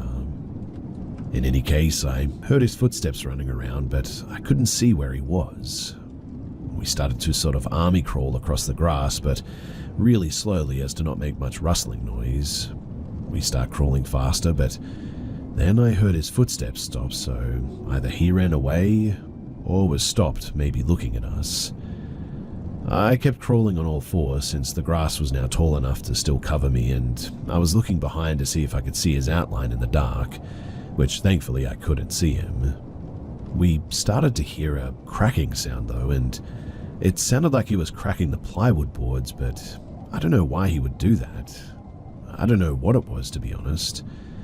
It then sounded like he was frustrated though, as we could hear loud grunts. We just kept crawling though. We were maybe crawling for a good 5 minutes to get to the other side, even if we were far enough for him to not see us. It honestly felt like a lot more, and every minute felt like 10. We eventually get to the road though, which led to the gate, and at this point, we stop outside the gate and wait for the few cars to pass before we crawl through. I have my siblings crawl under first, and I swear I heard running through the tall grass behind me, but as I made it under and through and started running, it didn't actually look like he was following us. Maybe he was too far behind for me to see, but I'm not sure. Also, yes, I did get my scooter, which my brother had already unfolded and was riding away with me and my sister running behind. We didn't stop until we got to the trailhead off to the side of the main road, where we literally threw the scooter into the back, jumped inside, locked the doors, and peeled out of there. In the end, we drove off peacefully, knowing that this person was definitely homeless and could not get into a car to drive off after us. He was also probably not on anything, as he was moving too quick, which I don't know if it would be better or worse for us if he was and we ended up having to fight back, but luckily we didn't have to. In the end, we made it home safe and sound, and we didn't speak about it at all with our parents. My siblings, they kind of laughed about it more after the first week, but it still scared me knowing just how serious that was. I don't think they actually realized just how dangerous that whole situation actually was. We survived though, and I guess that's all that really matters. Also, definitely, I do not plan on ever going back.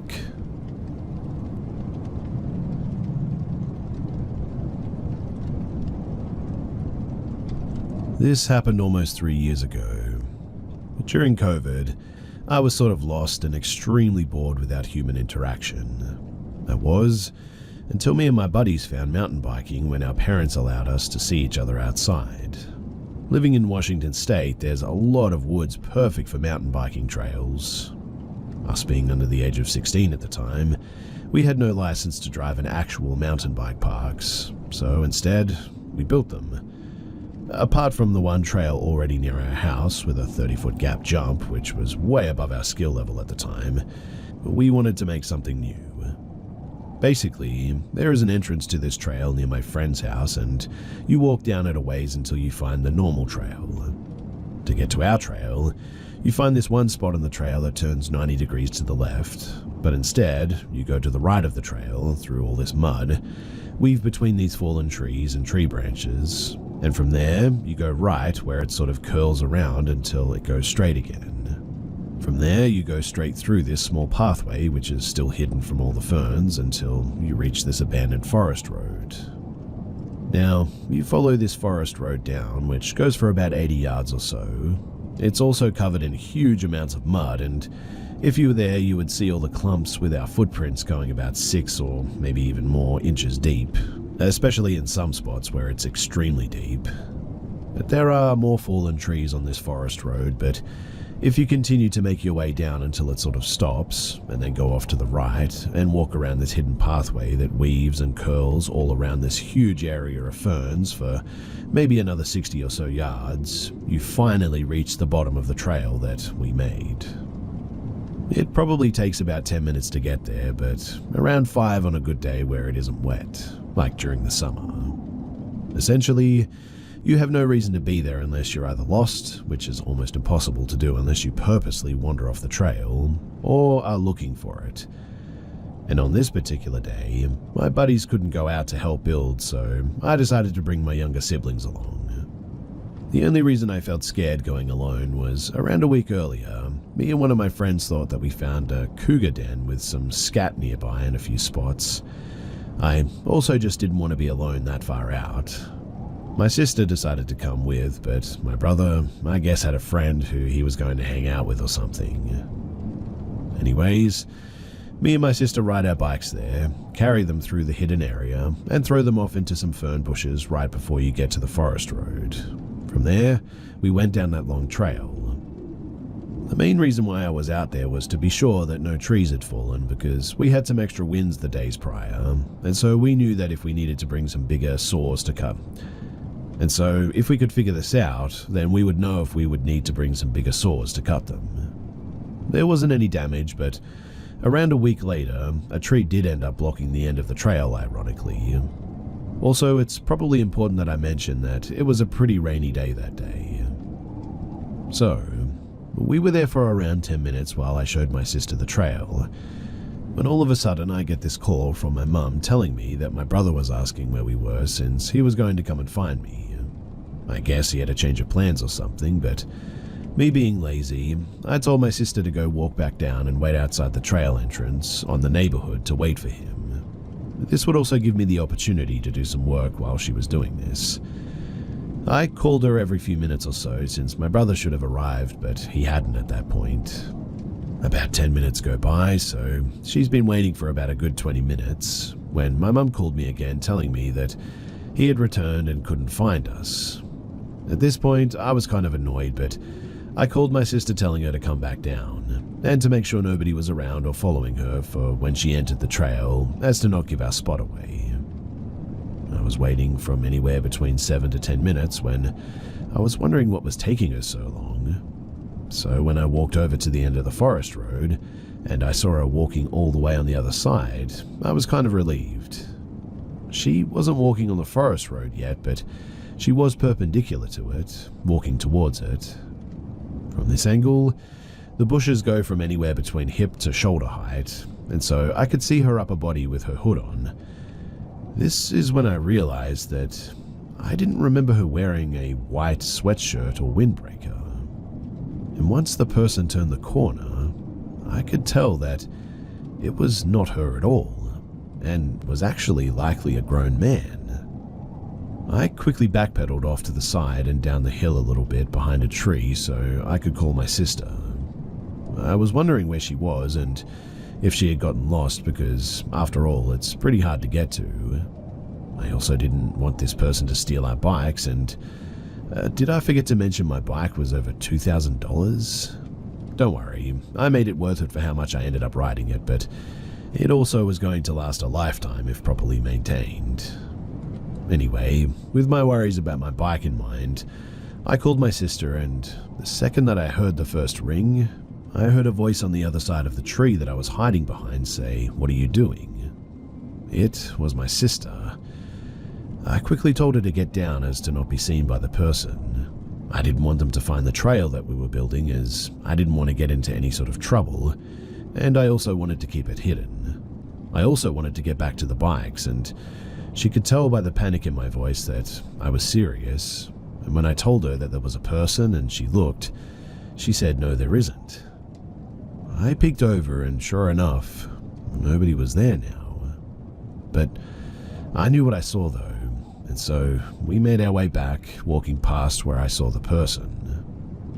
I was really worried the bikes would be gone by this point, so we trekked through the mud and my heart was absolutely pumping.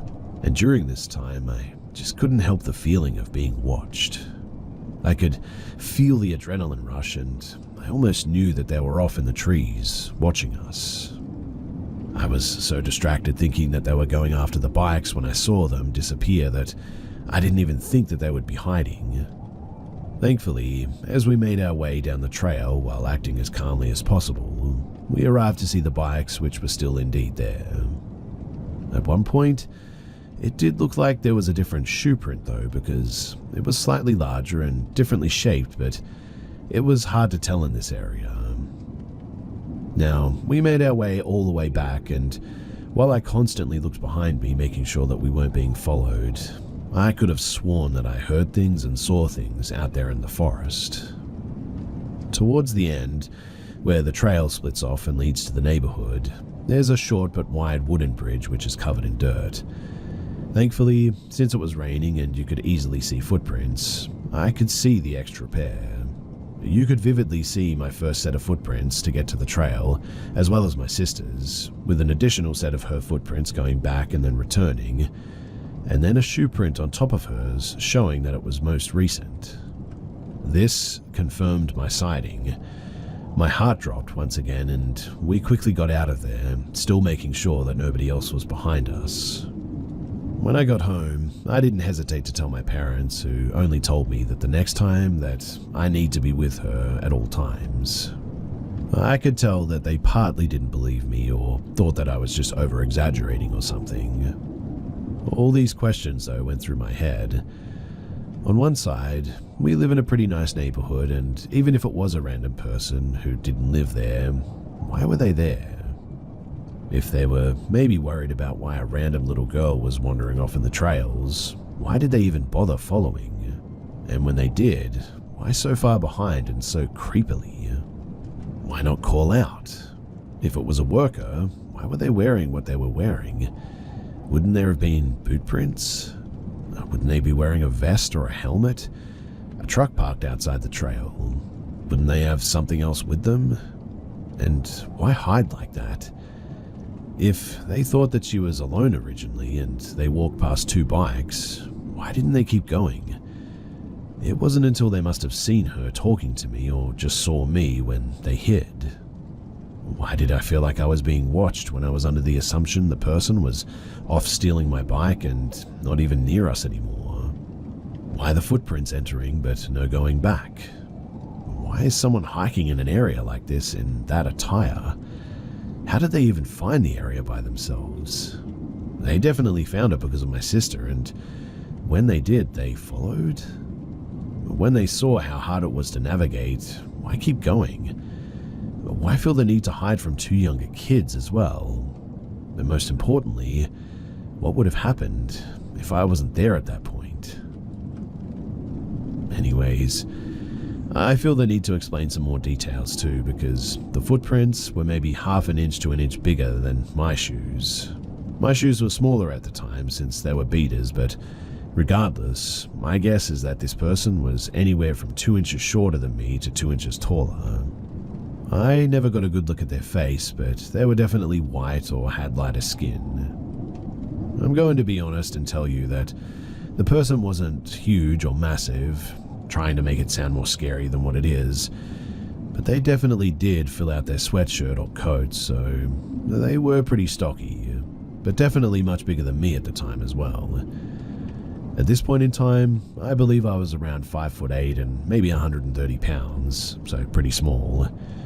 It's also important to note that, I don't know, maybe the person was innocent, but the whole situation seemed very fishy. And like I said, I always wonder exactly what would have happened to my sister if I wasn't there that day.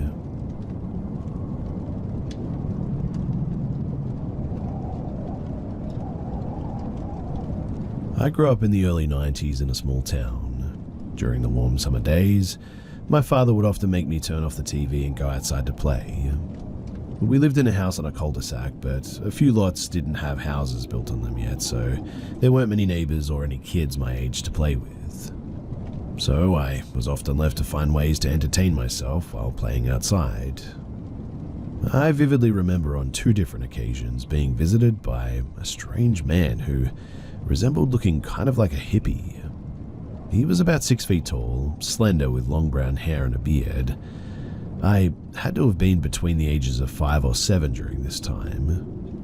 On the first occasion, I was playing outside in my inflatable kiddie pool. I decided that it was time to put the inflatable pool away so I could switch to a different activity. My dad didn't allow us to switch activities until we put away our toys, so leaving the inflatable pool in the front yard just wasn't an option. So there I was at about 6 years old, on my front porch struggling to deflate this extra large 7-foot blow-up kiddie pool when this strange guy started walking towards me. I was close enough to the front door of the house where if I had to scream for help, someone would have heard me, so I didn't feel too afraid by his approach. He greeted me though, and explained to me that if I squeezed the rubber nozzle part of the inflatable pool, then the air would escape more easily. He gently took the kiddie pool from me, deflated it, folded it up neatly, handed it back to me with 2 hands, and then slowly just walked away. Obviously, that was a bit weird, but about a year had gone by and I was out playing again, this time riding my bike.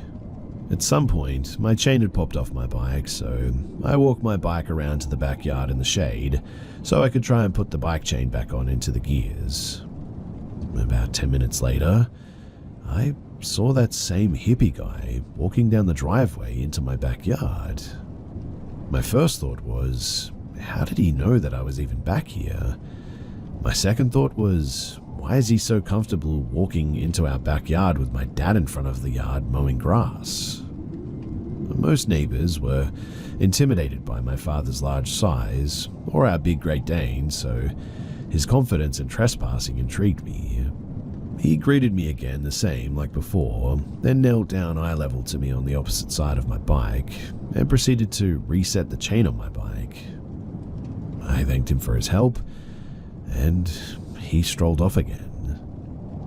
Later on that day during dinner, I questioned my father about the man who had walked into our yard and helped me to fix my bike.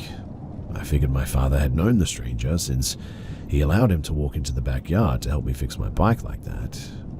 But my father told me that that was impossible because he had been in the front yard all day doing yard work and washing cars, and he would have seen anyone approaching the house since we lived on a cul-de-sac. I also confessed that it wasn't my first time meeting this man, and he had helped me out last summer with my kiddie pool.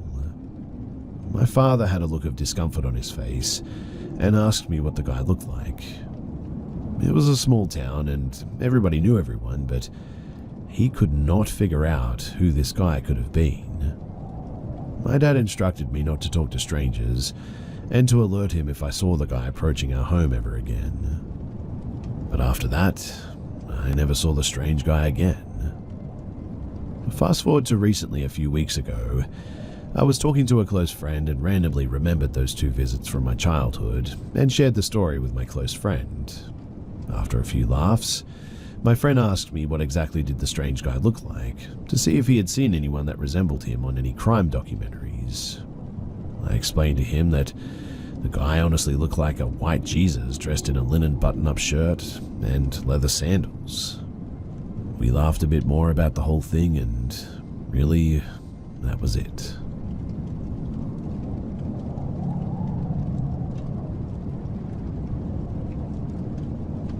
This takes place some years ago in France. We wanted to camp with my family during summer holidays, and so we took our motorhome. There was my father, my mother, my little brother, 4 years old, and me, 10 years old at the time. After traveling for a day, my father looked at the map to find a campsite. Unfortunately, it was full though. It was already getting dark, so we decided to drive again for a bit and found a parking lot with a few motorhomes already there and some trucks. After getting installed and eventually having a bite to eat, we went to bed. For context too, there were 2 beds in the RV, one in the back where my parents sleep, and one in the front called the overcab bed where I slept with my brother. At night, my father had the habit to pee outside, in the grass, the forest, etc. And after we went to bed, we chatted a little bit and eventually slept. Now, in the middle of the night, I woke up to hearing some noises like rustling or someone searching for something, so I thought that it was my mother or father. After a few seconds, I decided to see, but it was dark and all I could see is a black silhouette like 2 meters or 6'5" in the living room that opened the door to go out. I immediately thought that it was my father that wanted to pee and go out, so I just went back to sleep. In the morning we all woke up, and after having some breakfast, my mother couldn't find her handbag and the bag that we had our camera and photo camera in. And that was the moment that I realized that the silhouette that I saw was not my father, but someone who had broken in and robbed us that night. After explaining to my parents what I saw, we went to the police and they told us that it was a common thing here. We never found out who it was, and we lost the bags, but I still get shivers when I think about it 20 years later. I mean, what if I had said something to the man? Would he have fled? Would he have attacked us? Honestly, I think that we were lucky to have just been robbed that night.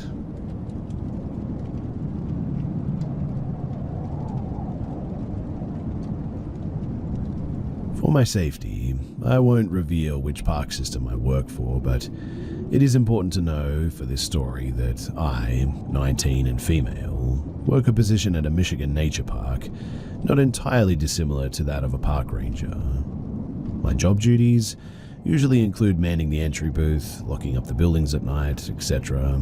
And although not a usual duty, sometimes they ask me to walk or take a park vehicle through some of the trails, as I'm on the younger side but still have several years of experience at the park. I'm a relatively experienced outdoorsman. Now, I've had some odd things happen to me while on the job that I just cannot quite explain. I'm decently well versed in some areas of the paranormal, and although not entirely relevant, it's of note that I am also a Norse pagan as a part of a family belief, and often wear protective symbols as well. To be honest, I've started wearing them more since these odd things have been happening too. I've tried looking into it myself, but overall I'm overwhelmed and not sure where to look, so a friend suggested that I share this here and, well, maybe get some help. So there are two things in particular that I want to ask about. I usually work the night shift, and this night in particular it was raining a lot and the conditions were getting unsafe. I was posted out in the booth, which is multiple miles from the office, so when things took a turn for the worse, my boss radioed me back.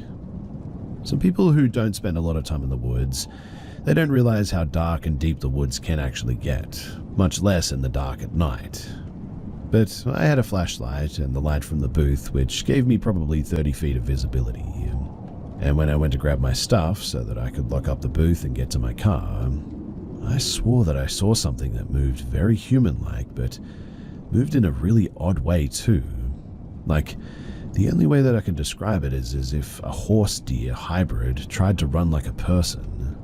But there were no people out there, and it was most definitely not a deer. I'm probably not describing it in the best way, but whatever it was very off. So I got to my car ASAP, and it didn't start right away, which was a bit odd, but not entirely out of character for my car. But when I turned the key a second time, I saw something out of the corner of my eye, and it looked like whatever it was had gotten closer. The drive goes without incident, but I'm still off about what I saw, and when I get closer, I radio in to see if they need me to pick anyone up. And the radio doesn't work right, which was definitely very out of character. I mean, these radios are designed to work in awful conditions, and I was the closest I'd been to any sort of signal in a while. I chalked it up to the weather and pulled into the office. But as I do, something runs past me. I didn't get a good look at what it was, but I can assure you that it was not a person. And I'm telling you that there's not an animal in the woods that I know of that looks like either of the things that I saw. And honestly, I just can't seem to shake this. The second thing that I would like to ask about is, this happened more recently and is what prompted me to finally reach out to somewhere like this. I was walking the trails for security purposes close to closing. We close at around 11 p.m. and start a final walkthrough around 9 p.m. We do this to make sure that no one's stuck on the trail or hurt, so they aren't stuck overnight when there's fewer staff and none that patrol those trails. So I was walking one of our trails and I was pretty deep in the woods already, as I'm a fairly fast hiker, and this is a trail that I know well as well. I was already about 2 miles into the trail when things started to get a bit weird. I hear a noise off in the distance, and at first I thought it could be a coyote or maybe an owl, so I pressed on. Coyotes stay off the trails, won't go after people unless they have dogs, and dogs are banned in the woods here anyway. And they know when we do our sweeps, so I wasn't too concerned.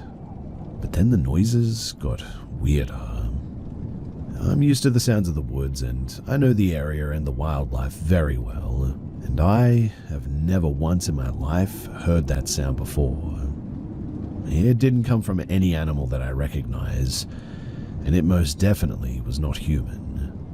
I've never aborted a sweep before, even when I've had coyotes nearby, but it just didn't feel right this day, and so I got out of there. But we're allowed to use our judgment in these cases, thankfully, so I didn't get in any trouble. But if anyone has any idea as to what either of these things could be, please let me know, and I would really, really appreciate your help.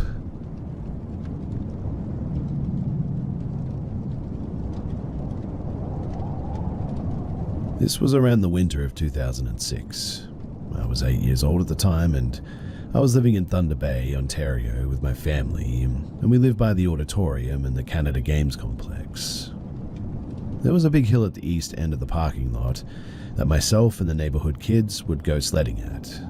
Usually our parents would come, but since we were right across the streets, if it was daylight, they'd sometimes let us go out on our own since it was only about 400 meters from the front door.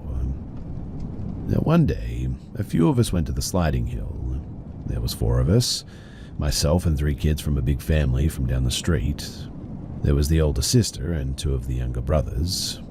Everything went as usual until we noticed an old blue Ford F-150. I still remember the rust on the wheel well and the hood. The driver, he just sat there watching us. He was older, mid-40s to 50, dark grey shoulder-length hair and a salt and pepper beard. He was sat there smoking and watching us. We all immediately felt pretty creeped out and didn't take our eyes off of him. I would often watch a lot of crime shows with my mum at that time, and I could feel the hairs standing on my neck as I knew something was just off. The older sister of the family said that we'll slide down the hill and just walk home, as he just kept watching us. But he got out of his truck at one point and started walking toward us, and we immediately took off running across the parking lot, and he just stood there on the top of the hill smoking and watching us run in a panic. They told their parents and were told not to go back, but I for some reason was afraid to tell mine. A few months later, we were driving up the street that we lived on, Beverly Street, and as I was looking out of the window, I got that heavy, dreadful feeling in my body. That was when I saw his truck in the parking lot of the apartments right next to the clinic that my mum would take me to, and the convenience store that I would bike to with some of the older kids in my neighborhood.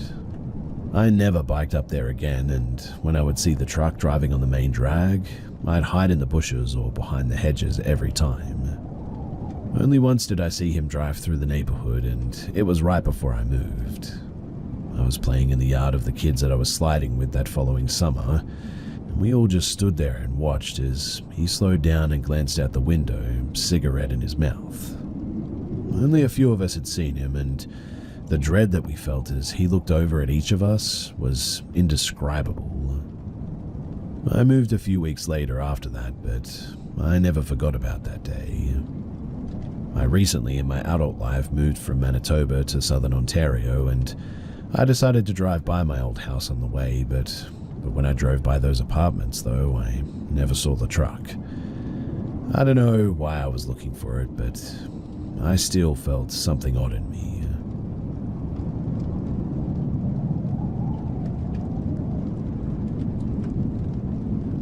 This was a long time ago, so I don't remember my exact age at the time, but I was very young, probably around kindergarten age. My family was living in an old farmhouse that my grandparents lived next door to. The house was built in the 1830s, and this was the 1990s, so the whole property is over 160 years old, and everything definitely looked a bit old and a little bit worn. My experience was during a cold winter night, either late November or early December. The sun is fully set and it's pretty dark. Being out in the countryside, there's not much light at night and it's dead quiet. My mum sent me to my grandparents to return some movies that I had borrowed.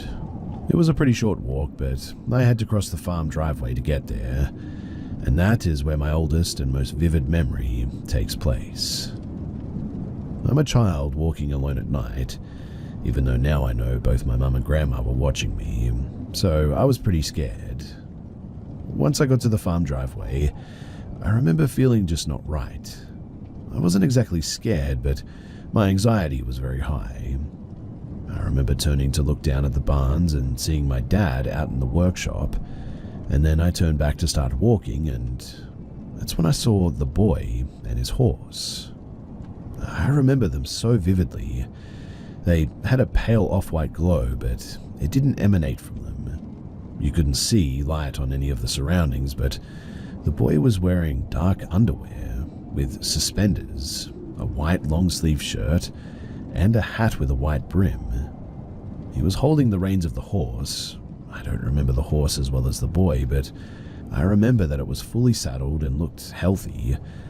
I cannot remember the color though. It was either white, brown, or a mix of that, like most horses, unfortunately. It for sure wasn't black though, but he never moved from the spot that they stood. The boy just stared at me while he held the reins. In fact, he didn't blink a single time. He just stared at me, face completely emotionless. I don't remember the moving either, but it was only seconds, but remember being completely frozen when I saw him, too scared to scream. Then I think my fight or flight kicked in because I bolted home and almost broke the door, throwing myself inside. The weirdest thing, though, was when I looked back, they were gone, like they'd just disappeared into thin air. I told my parents, but they didn't believe me, and fast forward 10-ish years, something interesting happens. Same property, and my mum is running a daycare out of it at this time, and the boy and his horse is just something fun that I tell my friends when they first come over at this point. At this time it was daylight, and in the morning. A kid was getting dropped off by their parent, and all of a sudden they point to that spot, and they say, "Look, Mummy, a horsey." I didn't see anything when I looked, but my mum said that I went super pale, and I was pretty freaked out. But I also was kind of excited that somebody else had potentially seen the same thing I did. I'm glad it was less traumatic for that kid, though. I had some experiences in that house as well, but I'm almost 100% certain that they were the result of sleep paralysis. The only one that I'm not certain on is one where I watched indentations move around the carpet in my childhood room like someone was walking. But I was also in bed, so still, it could have been sleep paralysis, I admit. I have gone to visit the property since then. My grandma still lives next door, but I haven't seen or heard anything about the boy and his horse since the daycare kids saw them. It still blows my mind just how vividly I can picture that night.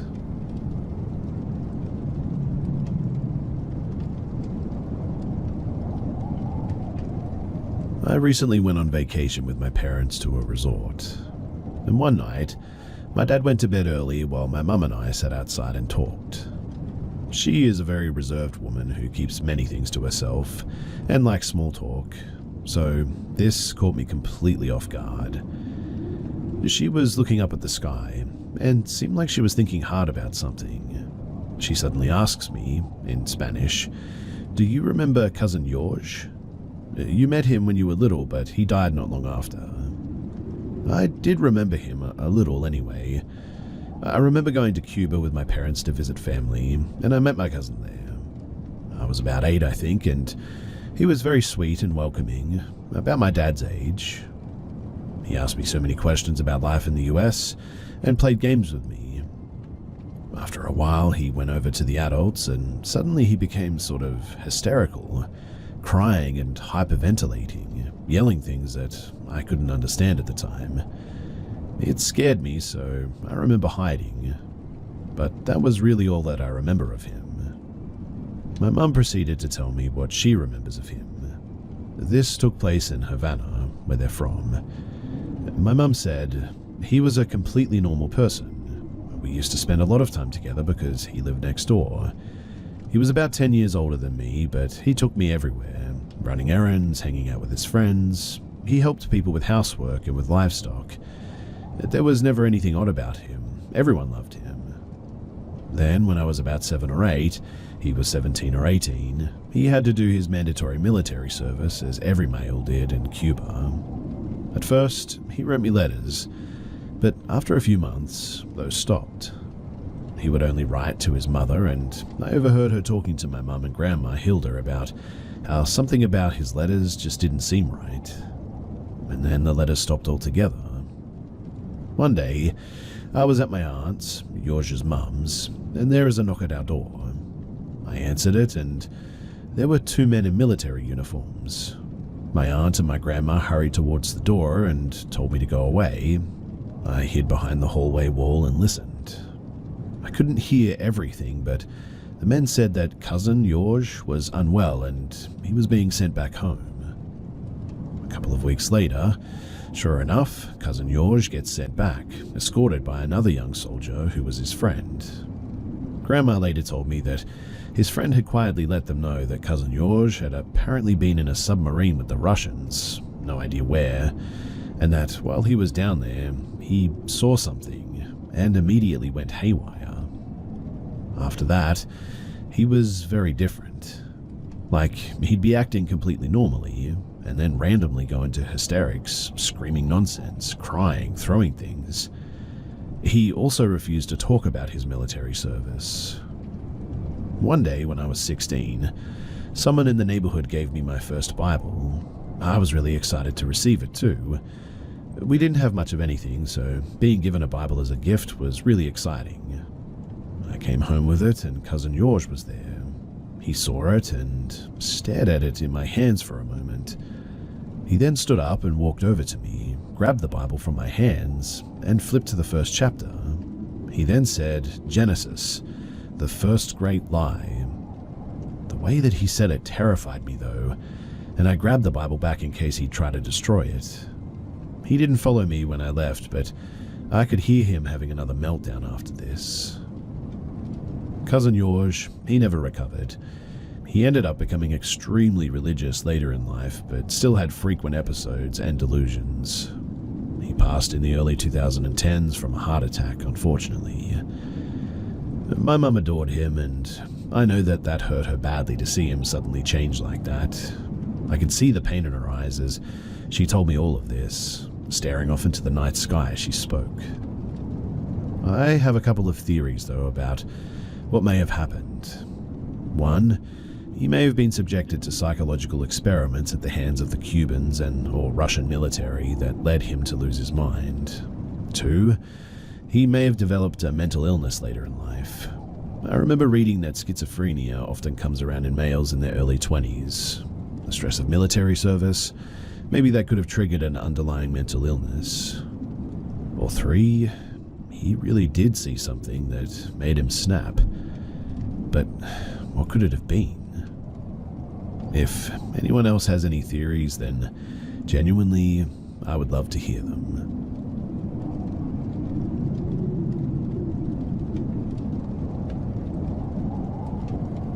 I'm a registered nurse, and in my career of floor nursing, I have many stories, as I'm sure that many nurses do. But one that always comes to mind is this.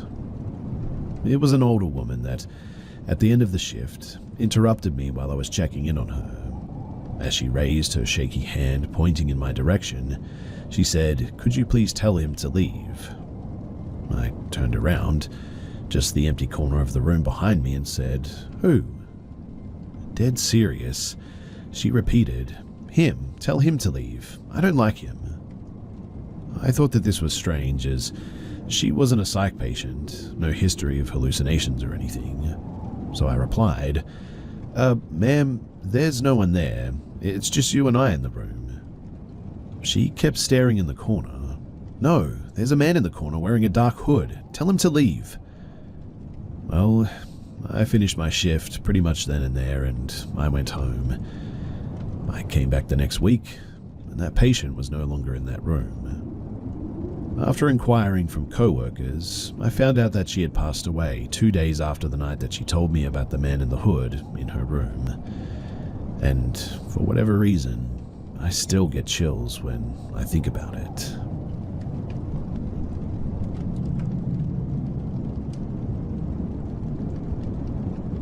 To start this off, I'm 21 and a single mum to a beautiful 9-month-old. I live in a granny flat at the back of my parents' property.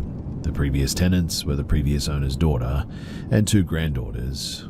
Apparently the daughter, a single mum, often had a fleeting relationship that would move in and out of the flat as well. And when I moved in last year, September, I was still pregnant. The very first night, something watched me while I slept too, I'm sure of it. I could see it, but I couldn't really feel its presence, I guess. My cat wouldn't stop staring in the direction of the door as well. And now, I didn't know this, but there's a motion sensor light in one of the top corners of my room, apparently, facing the door. The reason I didn't know this is because it would turn on and stay on, even when neither I nor my cat were moving. This happened again the next afternoon, and I asked my mum to bless my house, as that was normally something that we do when we would move into a new house or weird stuff happens anyway. After my mum blessed my place, things were fine again until October, when I started seeing shadow people in my parents' house. I could see and feel them watching me, and I felt that they were angry that I ignored them. Like, I don't know how I got to that conclusion, but it's just the way that I felt. After my daughter was born, my mother blessed the flat again and everything felt fine again. But whenever anyone comes into my flat, they always say that they feel like they're not alone, that something is watching them and that it is angry. And this all brings me to the past 3 months when my baby started with what we thought was sleep regression. She would wake up screaming bloody murder like she was hurt, and wouldn't fall back asleep unless I held her and went to go sleep on the couch in the TV room with her. I am at this point exhausted, frustrated, and I often find myself getting extremely angry, to the point where I walk away and have to just scream somewhere, which I can't help but feel ashamed about. I recently started dating again as well, and my boyfriend comes to sleep over on the weekends. He has an amazing relationship with my daughter and treats her like his own. When he's over, it feels like the things that are in my flat are somewhat appeased, I guess. My daughter doesn't wake up at all as well, and every night that my boyfriend leaves, she's a scream machine again. She hasn't known him for long at all and isn't very attached to him or anything either, so that strikes out the possibility of missing him, as well as the fact that this happens Sunday to Thursday every night. My mum and I loosely theorized that this thing in my house was created by some residual energy from the previous single mum. I have heard that there's a name for that kind of entity, but I can't remember what the name of it is. Other things I've experienced too are something calling my nickname, and when I go looking, nobody is ever there. Foul smells that are honestly just horrible. Things just go missing and reappear in weird places, mostly religious stuff as well. Knocks all over the place. I forgot to add too that when I pick my daughter up from her cot, which is right next to my bed, she starts looking around like frantically and hyperventilates for like minutes afterward. So, if you've experienced anything like this and know of what I can do about it, without actually contacting whatever is in this place, then please do let me know, because sincerely, I am a drained, tired mother and I need some help.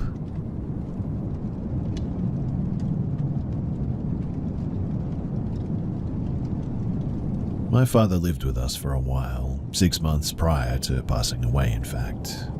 Long story short, my father was a drug addict who became violent and had to be forced from our home. This led to us not speaking to him for the last few months of his life. He didn't pass away peacefully. Since his death, my family has experienced 3 more losses. Our home has become a place of constant sadness and negative energy. The last few months, we've been experiencing some strange happenings too. So, my father installed our ceiling fan, and it had always turned itself on sporadically. After his passing, it started happening at least once a day, turning on full blast, in conjunction with the TV turning on as well. My father put a small screw in the back of the remote to keep the battery cover on. I would set the remote down on the table, turn my back, and then the TV and the fan would turn on. Sometimes it would take me turning the TV off several times for it to stay off as well. This stopped happening after my mum cancelled cable and returned the remote to the provider. The ceiling fan also went back to only turning on sometimes, and I know that this could easily be explained as electrical or wiring issues, but I just bring it up because maybe it's related. In any case, we have my father's ashes on top of the china cabinet, and we had some photos of him around it. The photos kept falling off with no explanation. My mum took the photos down after a framed picture of her and him fell and shattered, ruining the photo. He found the photo in storage shortly before he was removed from our home, in fact. When my partner and I are home alone, we've also both heard cabinet drawers slamming. The front and the back doors sometimes slam as well, and what sounds like a drawer opening and being rummaged through, then slams shut as well. Chairs can be heard being pushed in and out, but when investigated, nobody is ever there. The cats and the dog will be asleep in another room or where in our sight, and several times when I've showered while home alone, I'll hear voices in the house, and they seem to react to this. I keep seeing shadows out of the corner of my eye too, and the other day I briefly saw a brown outline of a person in my kitchen. This didn't happen prior to my father's passing, mind you, which is why I give all this context. But yesterday was my aunt's funeral. She passed young and suddenly. We have all taken it kind of hard, I guess, but last night my partner and I were sitting on the back porch for a few hours just talking, and as I was mid-sentence, we suddenly heard footsteps and what sounded like a loud growling sound that was getting closer. We both immediately got up and ran inside because we felt this primordial sense that I was in danger. It made my heart beat fast and my hair stand up on the back of my neck. I didn't see anything after looking around 10 minutes later. The growl also sounded like it came from a human. But the yard is fenced in, and the gate on the side of the yard, the noise that comes from it when you unlock it, it's pretty much impossible to miss. And the other gate was in view of us, so if someone had jumped the fence, we would have heard it. We were outside for 2 hours, and my dog had been out with us as well. If a person had been out there, then she would have ran up to them for sure as well. If it had been an animal, she would have been trying to run at it or alert us to it for sure. She's a hunting breed and has done so before. But we talked to my mum and she's had a similar experience in the yard as well. We can't figure out what it could be, can't think of a plausible explanation, but something tells me that all of this is somehow related.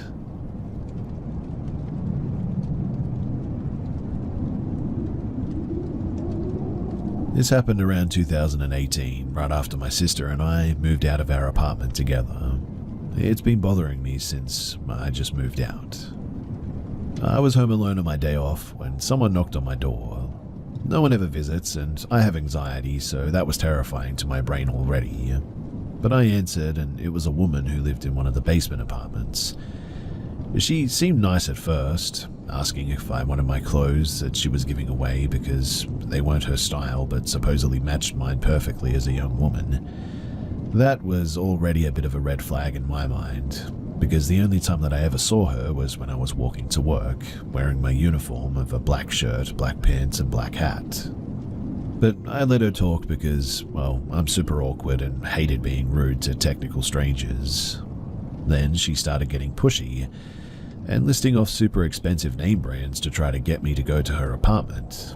It's an old small building, no cameras, and I lived on the second and top floor, which would be down what I called the creepy stairs and next to the door to the back lot that nobody used. When I realized that she was holding a notebook open with a script of what to say, I continued to reject, but my anxiety wouldn't let me close the door on her face without fear of her lashing out. She kept insisting until I finally told her that my boyfriend was going to be home soon and suggested that she donated them. My boyfriend wasn't going to be home for many hours, but she didn't need to know that, obviously. She leaves and I go back to my room, which has a window facing that back lot or alley. A few moments later, I hear a fight happening in the lot and see her with the previous, he was already fired at that point, maintenance man. It's a loud, screaming fight, and they're standing next to his truck, which has tinted windows and a covered truck bed. My paranoia went a little wild, so I texted my family about it, just to feel a bit safer.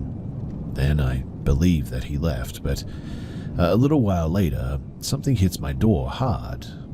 I didn't check, just sort of stared. Then it happened again and again, all night until my boyfriend came home, and for a few days when I was alone.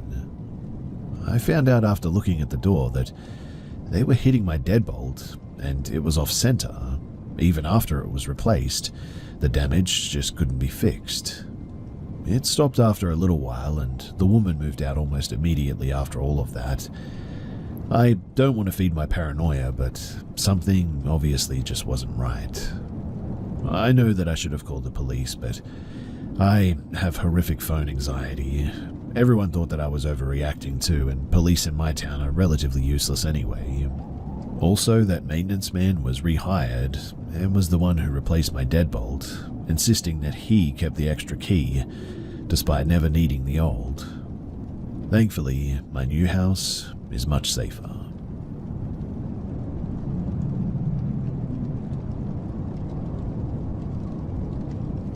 The bedroom that I used to have for most of my life, living with my parents, has had quite an extensive lot of bizarre or unexplained happenings. The most puzzling, though, is that it seems to be causing sleep paralysis in whoever sleeps there. Note that all smoke or gas detectors of the house have always been functional. The house has no gas line or indoor garage, doesn't have mold or other toxic things or hallucinogens. I and anyone else mentioned here have no history of mental illness or other health conditions, anything susceptible of causing such things as well. None of us take any medication with no such side effects, don't use any drugs, and was not at any point under the influence of alcohol or other substances. In other words, I've racked my brain over everything that could have been causing this, and there just really isn't anything that can explain it. Anyways, I first noticed the phenomenon when I was a young teen. It didn't happen very often at first, but as I grew older, it happened more often, up to every other night. I would wake up, usually at night or early morning, fully unable to move. I couldn't talk, couldn't move my eyes even, and the harder that I tried to move, the more it felt like my body was, like vibrating or buzzing, with proportionally louder rumbling noise in my ears. I have tinnitus, and this definitely wasn't that. For the longest time, I wouldn't fight it and just let myself fall back to sleep. I learned about sleep paralysis when I was about 17 or 18 because of this, and it seemed like a good enough scientific explanation for me. That was until I moved to another bedroom inside the same house. You see, at age 21, we decided to move my bed to my father's previous bedroom in the basement, and I instantly stopped having those sleep paralysis episodes. I think that's when I realized that these weren't as normal as I thought that they were. I mean, if I did suffer from the condition, it wouldn't matter where I slept, wouldn't it? In fact, I never had one single episode anywhere other than that one in that specific bedroom. Not once in any other room in the same house even. Not once in any other room that I've had since moving out, in any of my previous apartments, nor in my current house.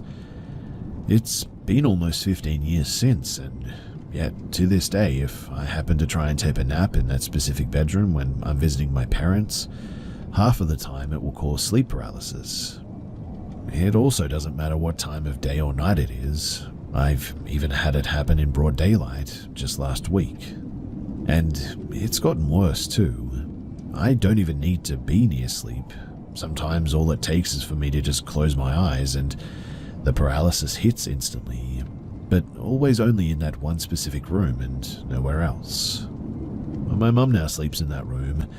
I've told her several times about these experiences, and she always avoids the subject. I also told my significant other. He decided too that he would like to try and take a nap in that room out of curiosity. He has never had a single episode of sleep paralysis in his entire life, mind you, and did not even know it existed until I told him about it. But a few weeks ago, he had the opportunity to try it. He said that he felt observed the moment that he stepped into that room, but brushed the feeling off. And yes, he did experience paralysis for the first time ever, right there in that room. He couldn't sleep at all, and it only went away suddenly when I walked past the bedroom door on my way to the bathroom. He shot up and left the room, visibly shaken, and thanked me for passing by, saying that he felt really trapped and couldn't seem to break free. Now, this guy sleeps like a snoring dead log. It takes a lot of noise to wake him up, and me just walking by really shouldn't have been enough. So I know for a fact that he wasn't asleep. He also has taken naps at my parents' house before, though not in that one room, and never had any other issues either. I don't know what it is about that room, but there just seems to be something really off.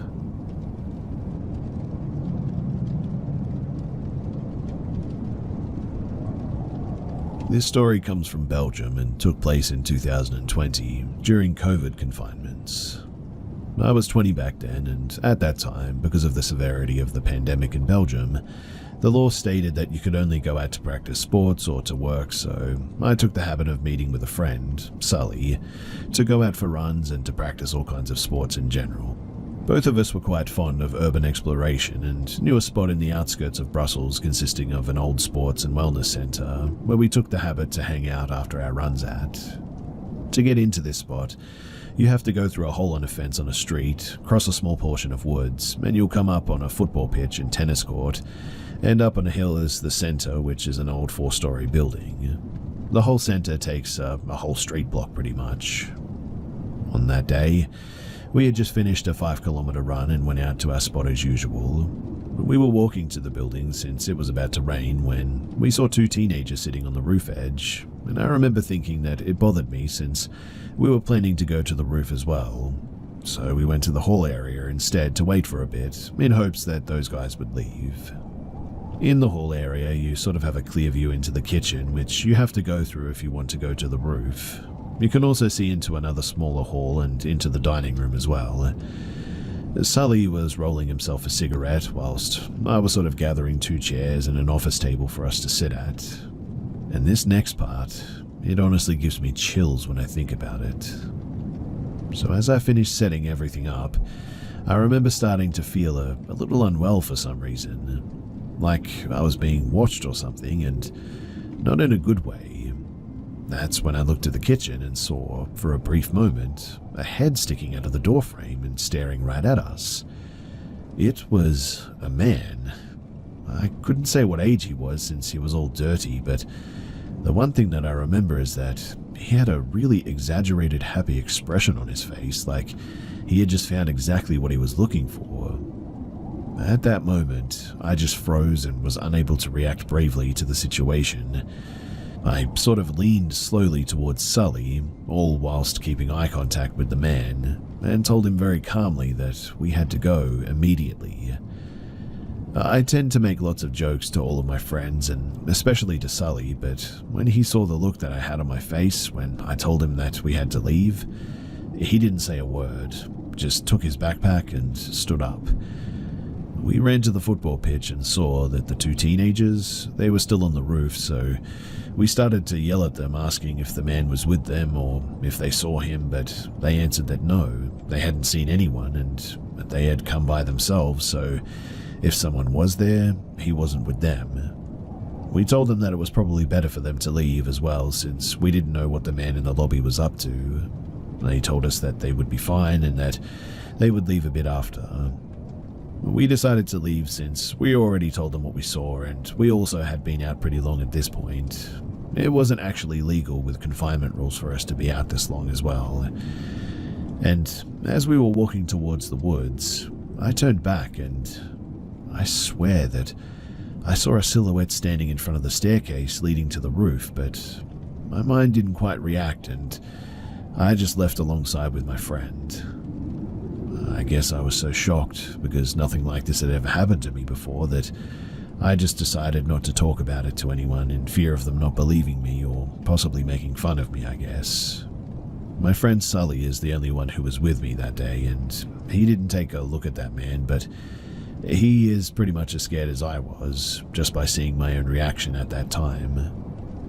I don't know what happened to those teenagers, but I did eventually find local articles and papers dating from that time about teenagers being chased by a crazy man in an abandoned building, but the information given wasn't enough for me to be sure that it was the same people and even the same story. All I know is what I saw, and to be honest, I'm grateful that I did see it, because if I hadn't, I shudder to think what may have happened.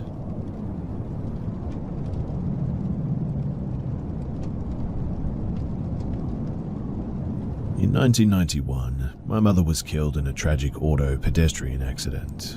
Funeral arrangements were made, family gathered in the city where she lived, and we all returned home and carried on. About a month later, I was sleeping at home when the phone rang, about 3 a.m. I had to get up to answer it, as the only phone was in the kitchen. There was a lot of static on the line, and then, amazingly, I heard my mother's voice. She had a very distinctive voice.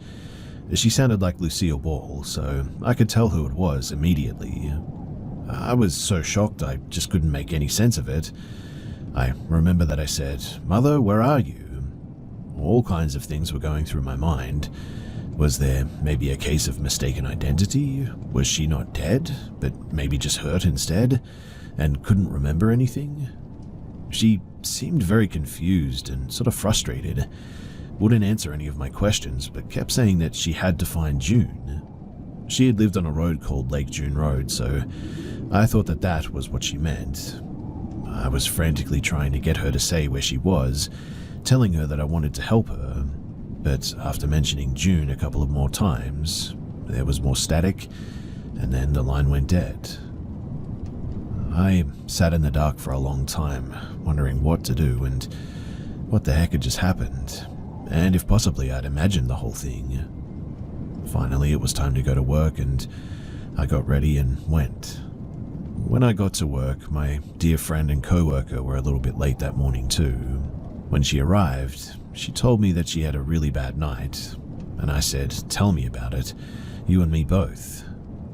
Then my face went white, and my hair stood on end, as she told me, "Yeah, last night at about 3, my Aunt June passed away."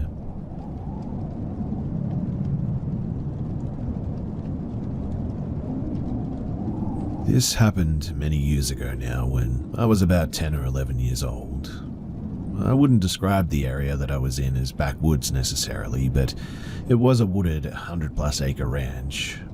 The land is in the southwest part of the United States.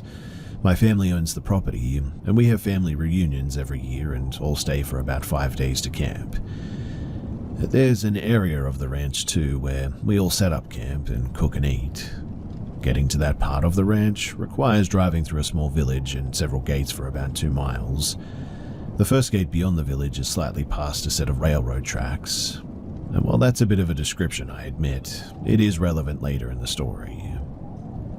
Now, because I had been camping at the ranch for as long as I really could remember, and the land was private, my parents would allow me to go off on my own during the day, as long as I didn't go too far. I'd spend time walking the property near our camp area, looking for arrowheads or trying to catch tadpoles in the ponds, stuff like that.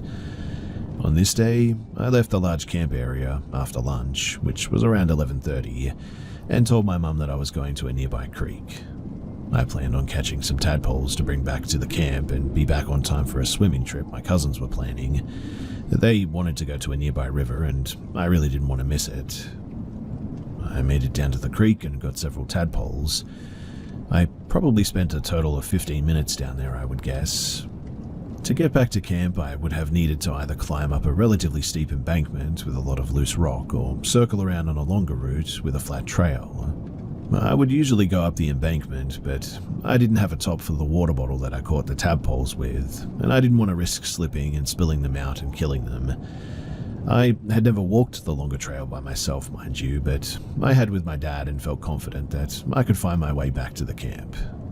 Anyway, as I walked back to the camp, I had my head down just looking for arrowheads in the washed out areas of the trail, when I started feeling a little creeped out as I continued walking. We all know that feeling like someone is watching you. It was unsettling, but I chalked it up to just getting spooked or being on a trail by myself or whatever. Now, the next part I cannot explain, because it's as if a light switch just turned on or someone snapped their fingers and I came back to reality. Except when I came to, I was no longer on the trail that I had been on before. I was now near the railroad tracks, and it was completely dark.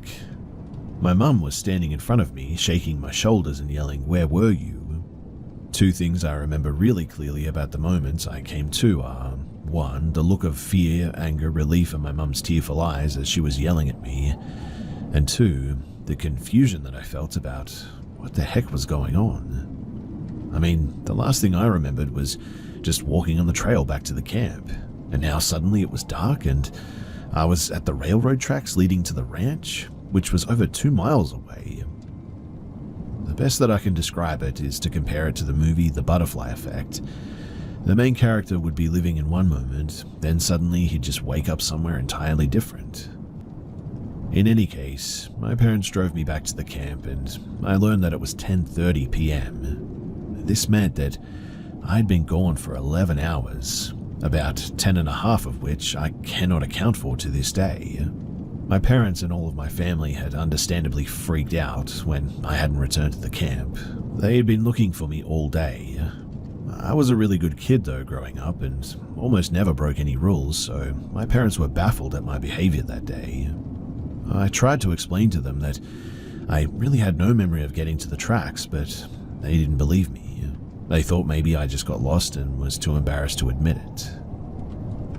This was the only time that I've ever experienced something like this, and I cannot explain just how unsettling it is to not be able to account for all of those hours that I was gone. Was it coincidence that I had that sort of creeped out feeling on the trail and then just lost 10 and a half hours of my life like that? I wish I had answers for what happened, but honestly, I really don't know if I ever will, which is why I'm here. Have